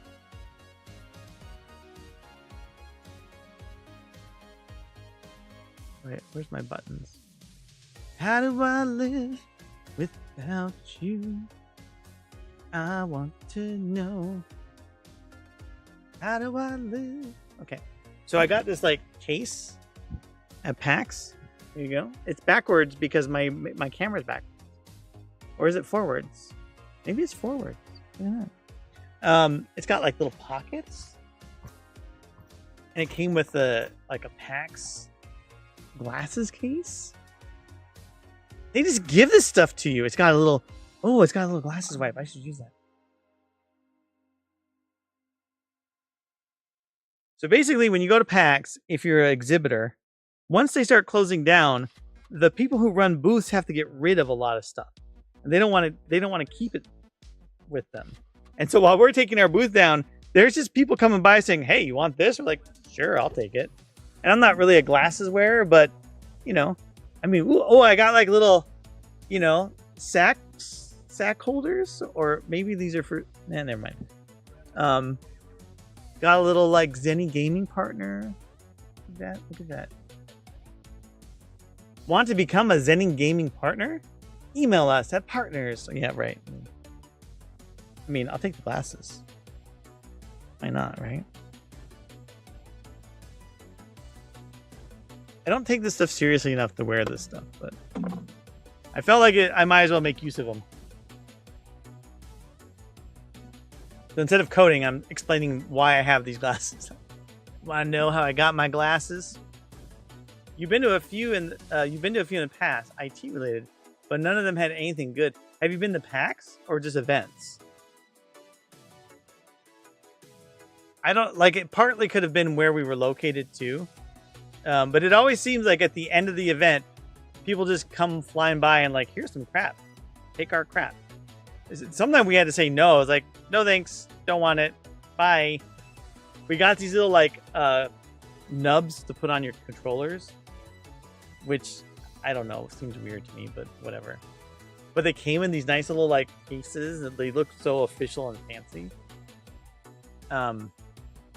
I could not imagine going to PAX as an attendee. Well, I could imagine it now, but I mean, I wouldn't go to PAX as an attendee. I'm not that type of person, I guess. Okay, so what I needed was... Why is it not getting options? Get records drop down. Custom object. Should be able to get it. They're not getting the name or something? Thanks for sharing. Sorry to derail. No, it's okay. You kidding me? I have a distraction counter. Here, we'll just give it a plus. The number is a little deceiving. It's because people don't use it enough because I get too distracted. I just told like a story from when I was in the military. Totally took up most of my streaming. So don't ever worry about distracting me while I'm talking or streaming. It's just the way of life here. And I'm okay with that. But why is this not working? That's what I want to know. The title should show up. The value dropdown is a target ID. Select is showing. Do we not have the object? Let me take a look.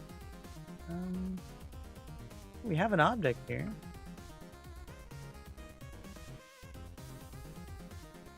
None of this matters, but we got a map ID. We have the name of the object. To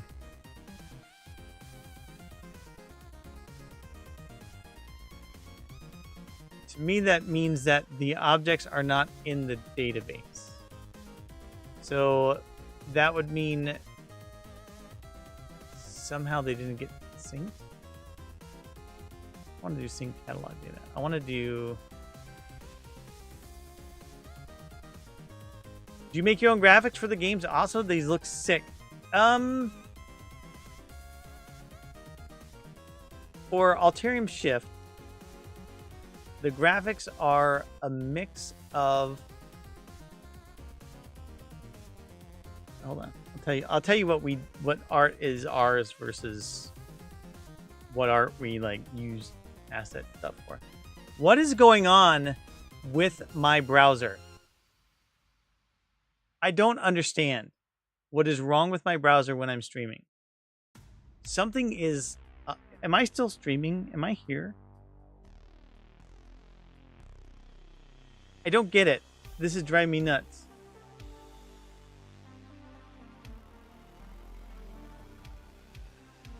You can see me. Well, that's good. But everything's locked up right now. And I don't know why.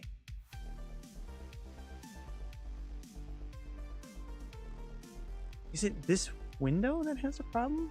What is causing this? There's some weird issue when I'm streaming that just causes my browser to lock up, and it's a new problem.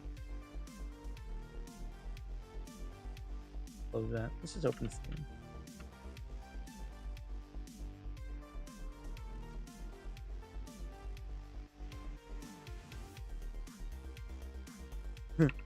I spelled the name of my game. Here. This doesn't seem to be having that problem. So this is Alterium Shift. The graphics, it's doing the mobile version. Yeah, it's weird. But it only does it when I'm streaming for some reason, which is also very strange. So the graphics in Alterium Shift are a mixture of an artist named Celio the Shaper, who does like asset packs, and my partner Jacob, who does all the custom pixel art. So like he made the bird, he made the tree ant we just saw. He made like he took and adapted some of the pixel art from Celio. We've made all the main characters based on some like templated run cycles, but he made all the art for them. He made this rotoroli that's the mount you can ride around on. Hey, rxn.exe. So it's a mixture. Basically, we started with an asset pack, and then what he did was he took it and 3D-ified it. I can show you an example of what like the scene looks like. This is the original editor that we used for the game, called Smile Game Builder. But it's in now we're in Unity primarily. But it still has its foundations from Smile Game Builder. So you see, like, he took the pixel graphics and put them into 3D, like the trees and houses and stuff like that. It's all 3D, but made to look 2D. For the stuff you see at the bottom of the screen, I did all that. The bottom screen's all voxel art. When I started streaming and game dev, I was doing voxel art and game dev. And then somewhere along the line, Jacob was like, hey, look at this cool idea I have of taking a 3D world and making it look like it's a 2D SNES game. Which is, kind of like some other games.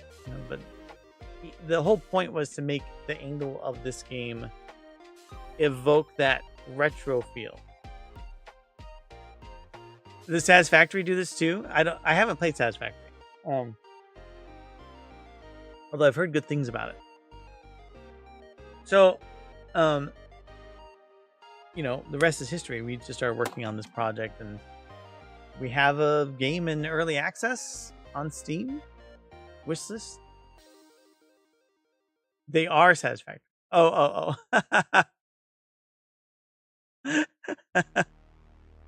I was like, is that like the game Satisfactory? Sorry. So, that's sort of how that all came together, right? The voxel art was just me messing around. My day job, I'm a chief technology officer, but I always wanted to do game dev, and the start of the pandemic led to me finally just doing stuff. Why is this not showing results? I think I know what I was going to do. I was going to go into here and do reload all, if that works. Yeah, I'm a chief technology officer by day, and by night, I'm a Moxie man. Am I hiring? You tell me more about you. If you want to find me on the Discord, message me some information. Easiest way is to go through and join our Dratzy Discord. Oh wait, that's our. Hold on. There you go. Join our Dratzy Discord, and then you can just DM me. What are you, a software developer? You said you were doing IT stuff. Oh, and then it stupid MatsuBot did it twice. Whatever MatsuBot.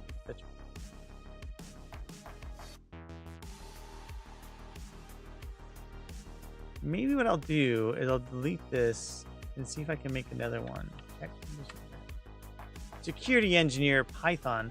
Well, our company does PHP and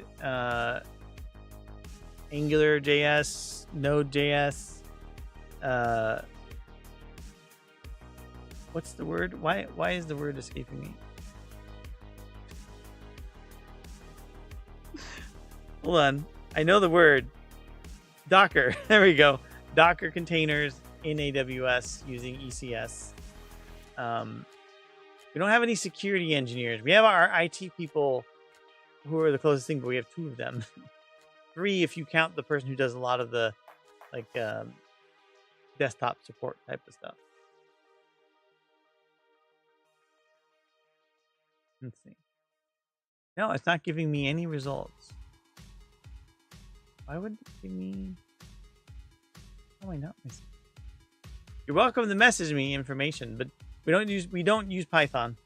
So if you're really into Python as a primary, well, I guess we might use Python for Lambda functions, but I think we're actually using JavaScript for Lambda. I'm not 100% sure. Custom object data. Get record drop down. IEnumerable. Value drop down. I mean, it's giving me a drop down, but for some reason it's not finding the data. Let's see if I add another one, if I can get something. So we have the data here. Unless the database doesn't have. Let me go to the database. Game database.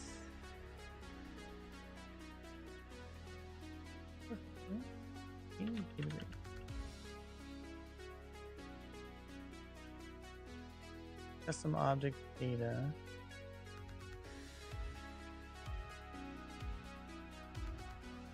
That's the object. Is there something else I need to know? Oh, do I have to? No, I have eye contact. Pretty sure I do. Yeah, so it's got a context. Manageable. Okay, let's just see if there's something else in here I missed. No.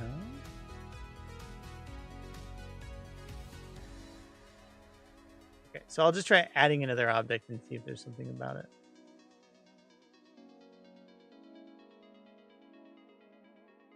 Yeah, send me a DM. We can also do some LinkedIn expansion for sure. Send me your LinkedIn. Man, I want to create a Factorio-like game. You know, there's somebody who messaged me who is also making a Factorio-like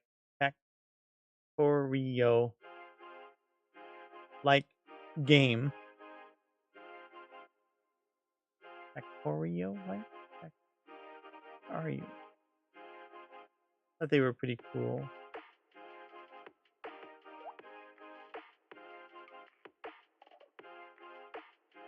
Yeah, what is it? They're making a game called something else.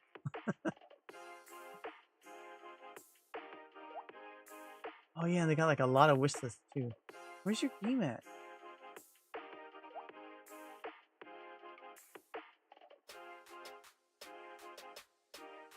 Maybe you have information on it.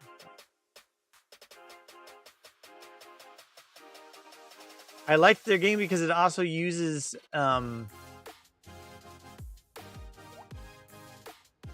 voxels. It's like a Factorio-like game with voxels, but I can't find it right now. Wanted to share it. VR is fun. I'm making AR GPS app. What AR? Oh, for like finding your way around. How does that work?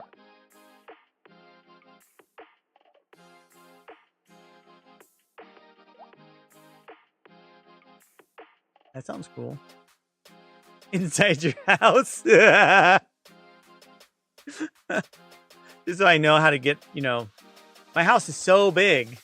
I need AR glasses to find my way around. Give me VR headset and smart glasses. I assume you're talking about smart glasses more, right? Where you can be out in public or something. Because they have like the Apple Vision glasses. And other things like that. Yeah, let's go see if I can get this thing to work here. So if I go in here, no, it's not giving me any results. But what is wrong? Why is this having issues giving me results? I don't think quitting and reopening Unity is going to make a big difference.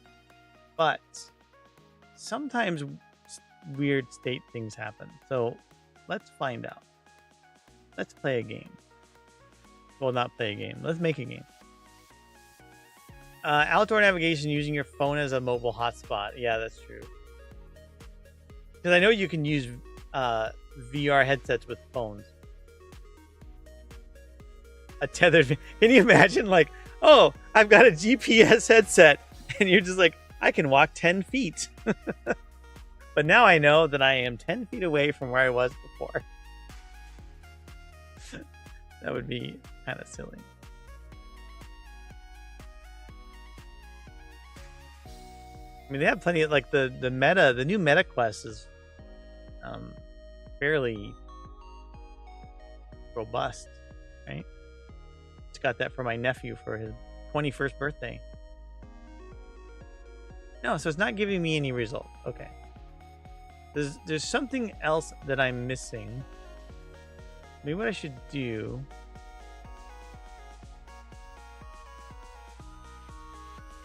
See if I can get results.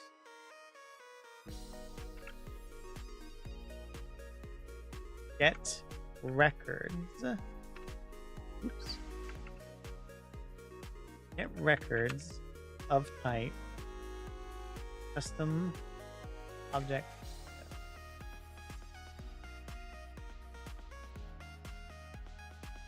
So we'll do a debug.log result.count. So we'll see if we get any results back. Using meta glasses to experiment outside where they're using AI scrapers to find out the random stranger. Yeah, I saw something where they were using glasses like that to like figure out who they were looking at. And that's insane. None of the MetaQuest headsets have GPS tracking, but the Apple Vision Pro does. Okay. Probably going to support the X Real glasses only. I don't know what those are. As far as smart glasses are concerned, meta glasses aren't AR.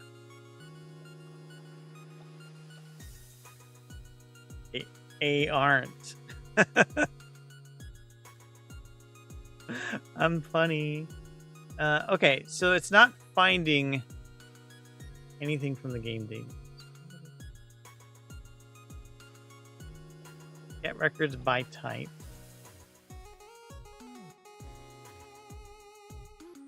But I already have something that says what types should be available. Data object types. Game custom object data. Oh, I'm an idiot. That's why. Okay. As long as I know that I'm an idiot, everything's fine. It's when I forget that I'm an idiot that things go off the rails. Okay. Just gotta start by being an idiot and then work my way up from there. Got it. Really, it's because of my naming convention. I have game custom object, which represents something that's in the database. Then I have something called a custom object.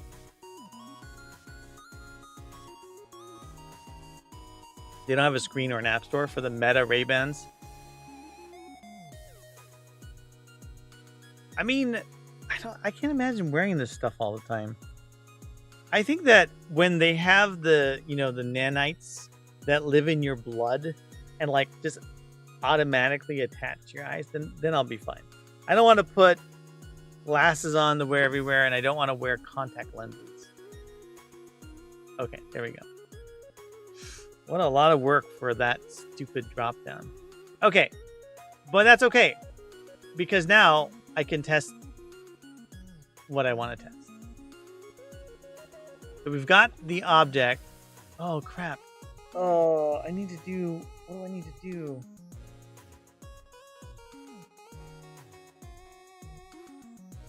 I need to... Does it matter what type of object it is? Okay. So let me test something. It don't need it to be as a field. It can be a public or private. It can be a private object, but it's like a private property. So we're gonna do a game custom object data. Try that. Show it in inspector. And then we'll use a getter. I think we'll actually make a field for it. Because in this case, we want to store it so we don't have to like keep getting it. Right? If this dot game... Actually, we don't even want to say if though, do we? If we change the value of the dropdown, we're going to have to change it anyway.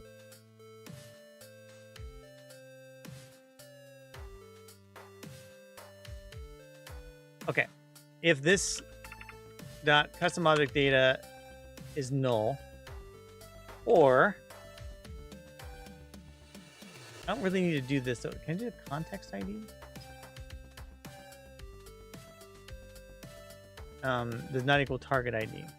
Then we can do this part here, and then we'll set it to target ID. We'll parse it. Fluid.parse. And then we'll return the data. There we go. Now we'll get the custom object, show it in inspector.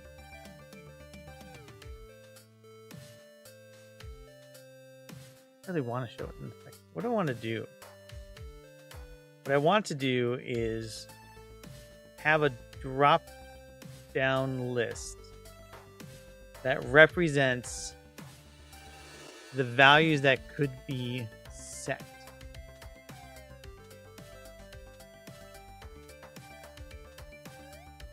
That's what I want to do. This is even, I don't know why I did all this work for that. So what I actually want is a int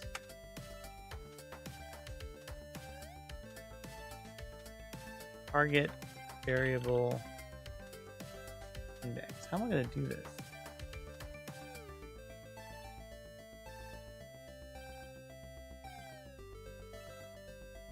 So earlier we were looking at there's a difference between a switch and a variable.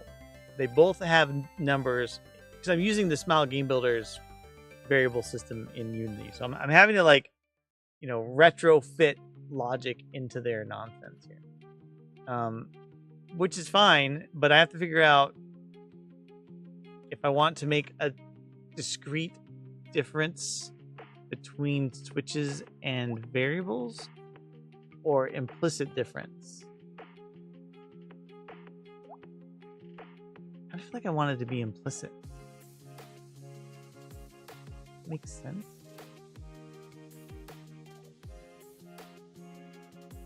Because in this case, these variables I'm working with, these objects, if I'm going in here, like if you look at the variables here, you see, oh, I'll do the target. It's going to be this dress thing. I'll pick the ID of the local variable. Or I'll say it's a switch, and I'll say, here's the target, but I don't really like having to separate those two, and I don't like using the numbers. I want to have a named setting. So what I'll do is I'll generate one list that has all of the properties and the type associated. There's going to be one setting. And I'll just have to know what type is that we're going to set or not. I think that's what I'll do. Okay. So then we're going to do target index. We'll serialize this. And we will make another value dropdown. And we'll do get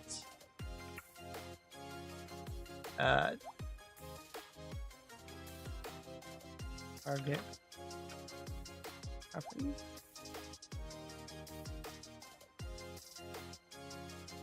And we'll hide the label.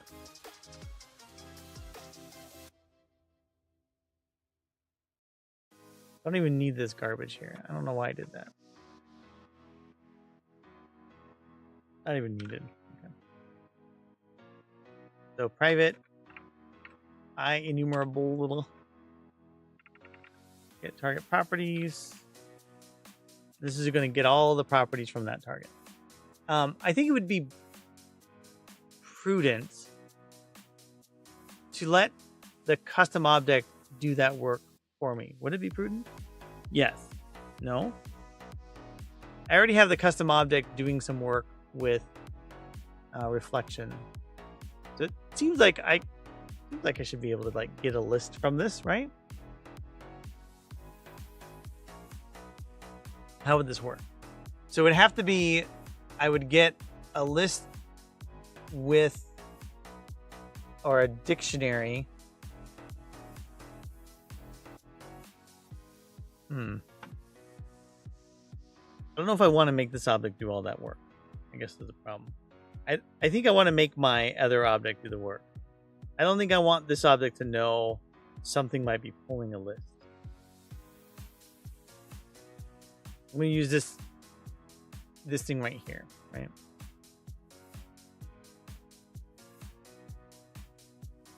Can I get properties? Yeah. Get type, get property, property name. Okay. I know this isn't the exact code, but I'm gonna steal this so I can write the code I need to write. So what we're gonna do is we're gonna get we do need to get the custom object that is associated here. Oh, so we do this. Okay, we do need this. I just don't need to show it. We need this so I can use it, basically. I just don't need to show it on the editor. So I wasn't completely dumb there. only my thought process was dumb. The custom object data. I could put the word game in there.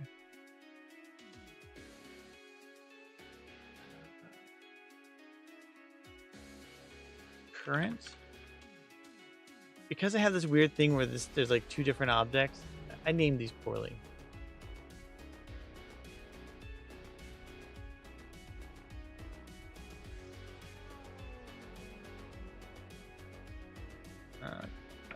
Game. Oop. Yeah. That should be okay. So we factored the property. So what we need to do is get target properties should only be something that's visible if this value is not, if this is not null. Okay? We're going to do show if, or if the target ID is not empty, but I don't, yeah, that'll be fine. Okay. So then we need to get the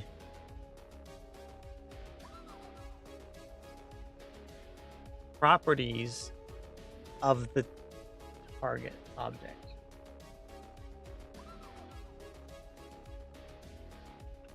Equals. Except I'm going to use the actual property set. So current.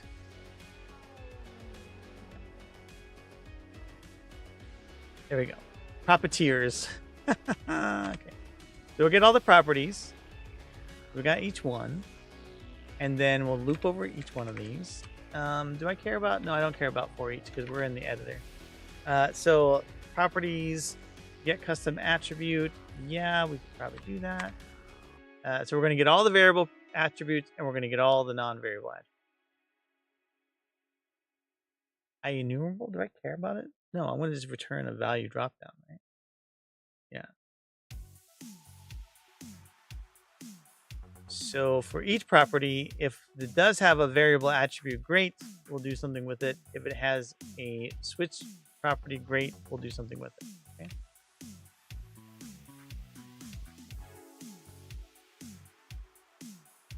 I'm going to store these values. So they need to be the name and the value. This is going to be a dictionary. I think. The value drop down.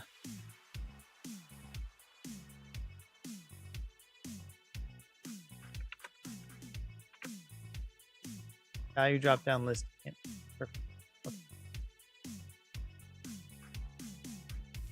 Don't care about your garbage here. Kind of care. We'll do, if the attribute is not null, we don't care. We're going to do it here. There.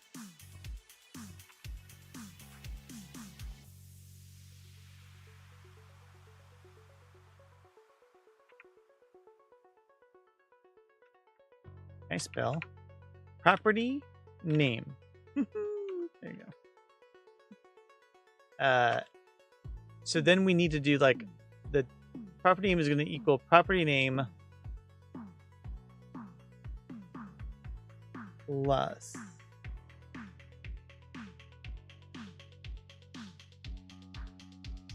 that's not bad. I'll take it, Copilot. We'll see how this works. Right?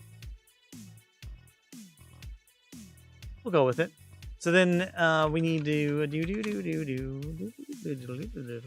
do.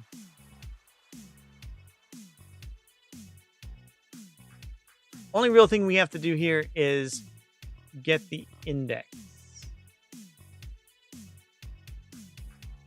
So the index is going to be one or the other. We're going to do var index. And then index equals. Do attribute. How do I write this code?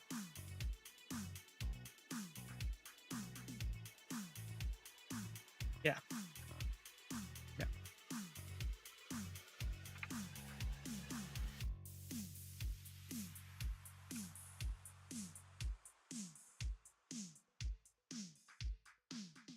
In theory, this will work.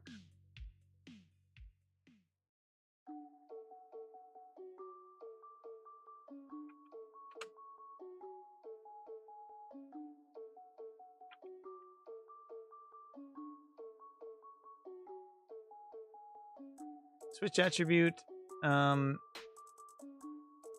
guess we just won't add it if there's not if index doesn't end up getting set, we won't add it. Or we'll need to have a different way of checking this. So if the switch attribute isn't null,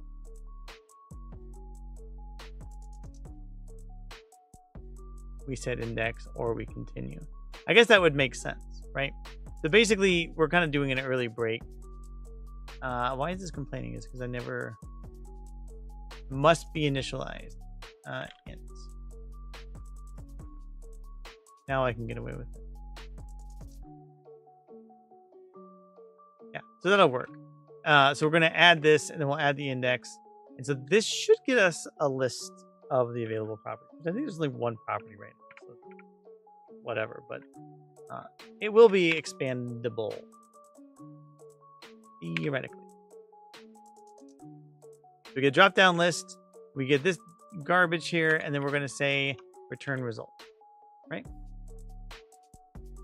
And just for S's and G's, I'm going to go in here and add another property. Public int my test variable. Just for S's and G's. That should be okay. So that should at least give me another variable I can use. We'll do a SGB variable. Okay. Anything else I need to do here?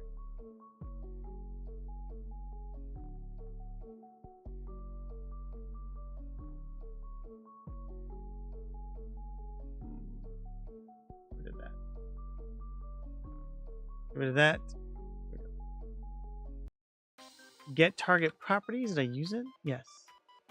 This should result in an index being available. I should probably default this to something.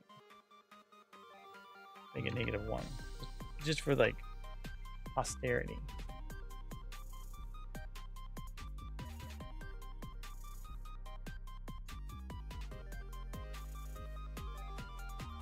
Will this work?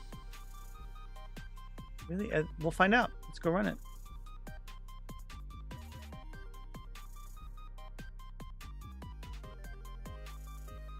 Now we wait. How do you know when a joke becomes a... this is an old joke. I just applied for a job in a salad packing factory. The hours are terrible, but apparently the celery is good. Right, they pay you in celery. That would be fairly rough, I would say. Okay, let's see what we got. Oh look, -1. Okay, see if I do this, if I get that result. No. Perfect. And the reason is because I used the wrong object. Hey, Kevin, someone did your thing earlier. High fives all around. You did good. High fives to everybody. For everybody, not all around.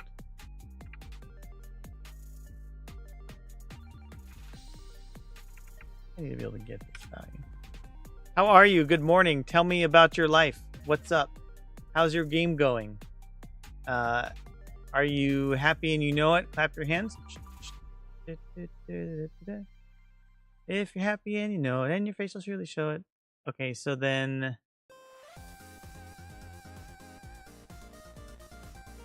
I made this. Excuse me.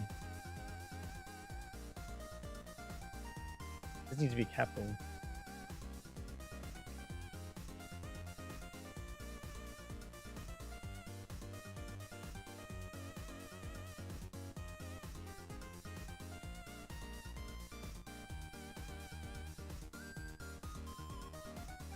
don't want to create it if it doesn't exist.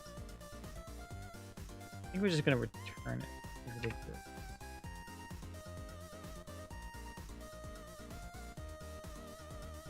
Game's doing well and you're happy. That's awesome. I'm doing well too. And I'm busy. I guess I'm happy too. Always got to find reasons to improve, right? Still working on Alterium Shift and, you know, messing around with other things.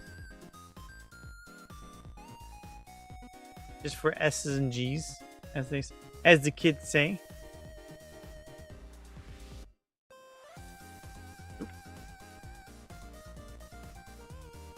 Okay. We're going to find out if this works.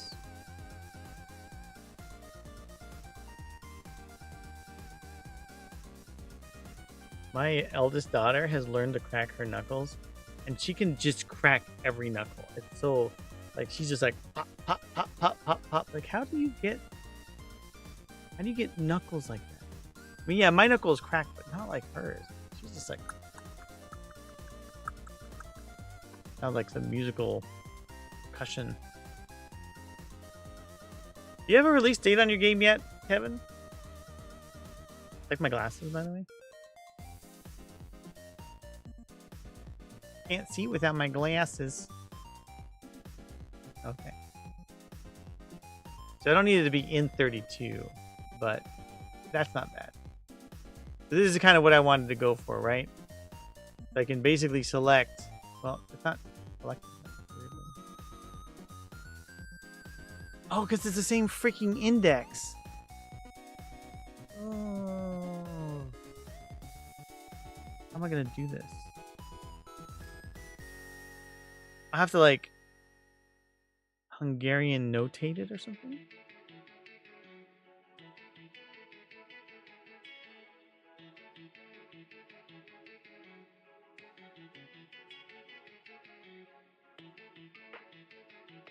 One of the problem with, like, the... So I could make it a string. Then I have to convert the string.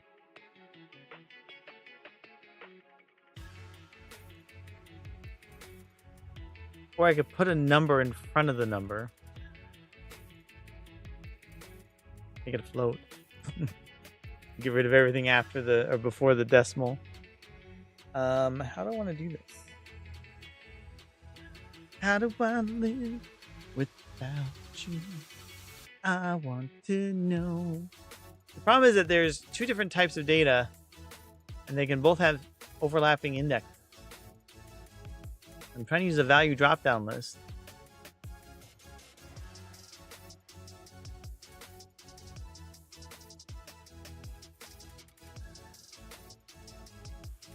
I mean, it wouldn't be much to just like add. For switches, I just add a number, right? It's like an offset value. So I could just do that. Const int switch offset equals 1,000. Sure, that's arbitrary enough. So for the switch offset, when we set it in here, we'll add the offset, and when we remove it, we'll remove the offset.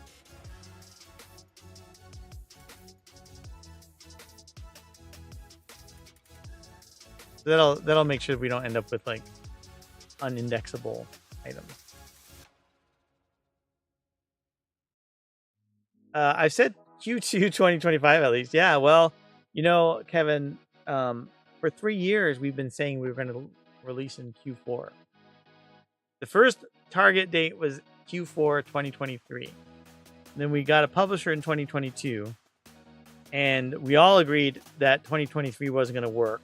So we moved it to Q4 of 2024. I think that's how it worked. Or was it? No, hold on a second. That's not how it works. Our original date was Q4 2022, I think. I thought we said we're just going to launch it in a year. Like, get a game out, be done. Then we got the publisher, so then we had to move it. Then we went to 2023. And then we realized early in 2023 that wasn't going to happen. So every year we've just been pushing it. And of course, terminating with our publisher made everything just get all topsy-turvy. There we go.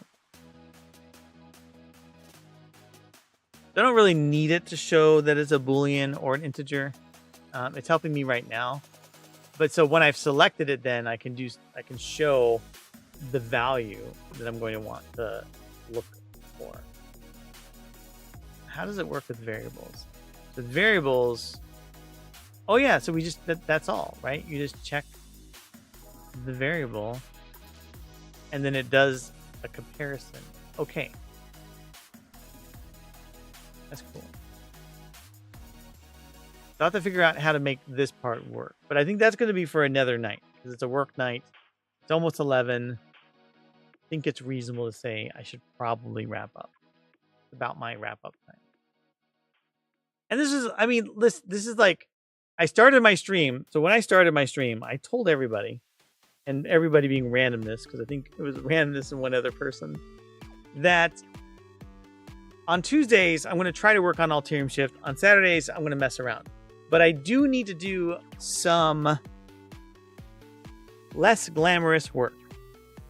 Because most of my stream has been spent looking at this stupid box here while I looked at code, right? That's not really, you watch Kevin's stream and he's like, let me show you this cool new thing I made my character do. You watch Wallaber and he starts racing people. You watch me and you see a box on a screen. You do get stories about the military, but this is an important piece of our core system.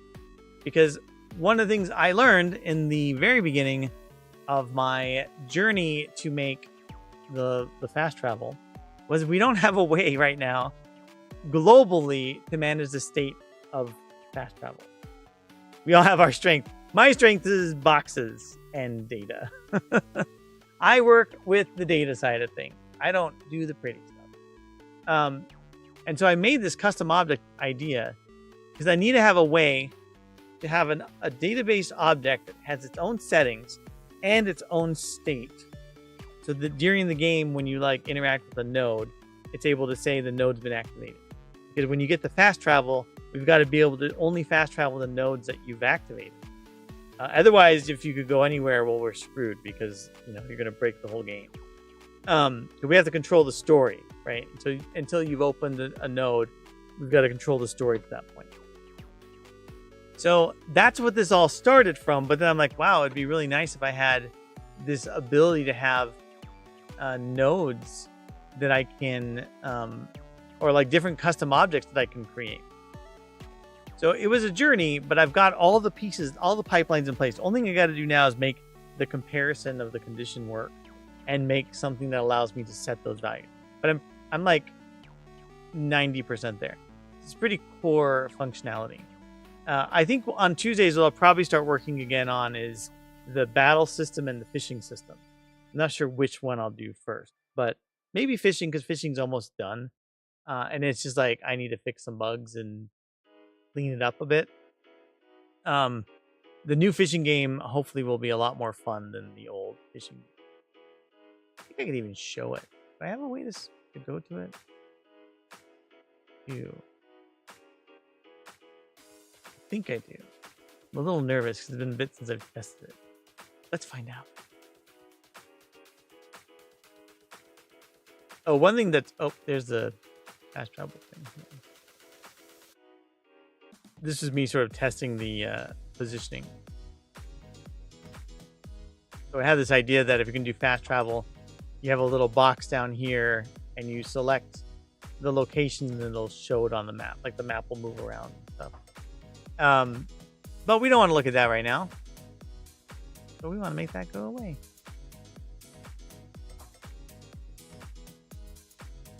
Boom. I think I can just pick anyone. And I'll go to my debug manager.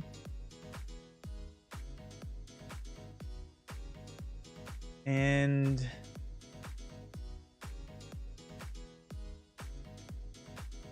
think I have a fishing test. There we go. Oh yes, there will be a test. A fishing test. Teleport to map.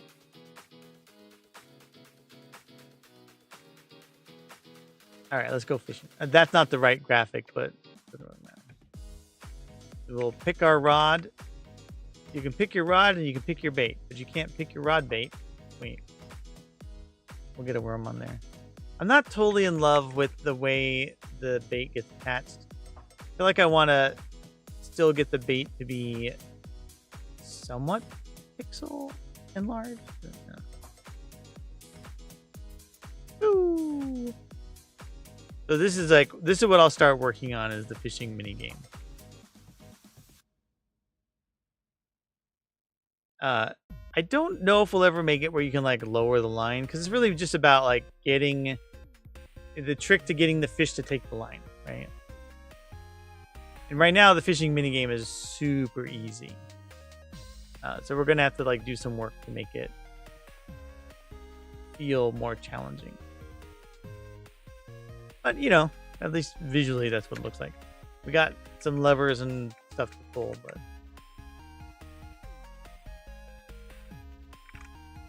all right, I think it's time to wrap up. So just chatting. I will be back. I'll be back on Saturday, as always. I think I'll continue to work on the voxel stuff just for funsies. You know, until everyone's demanding that I start working on other things. And I think because my browser seems to be having issues, I'm not even going to open my browser up here while I'm streaming. I'm just going to go find someone to raid. Maybe I should raid Kevin. Oh wait, Kevin's not streaming. Who should we go see?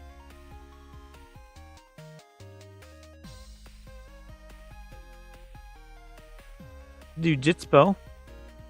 Is he still streaming? Let's see how long he's streaming for. Great way to start the morning. Just start with some Space Marine stuff. That's great. Let's go to Jitspo. I am going to see you later. I hope you have a great day, Kevin. Thanks for stopping in. These are the raid calls if you want it. The little like send and hype. And I'll see you all next time. Thanks for stopping in. Thanks for hanging out. See you later, Kevin. See you, Gavin. Have a good evening. Or day. Or whatever. Hey! Alright. Bye, y'all.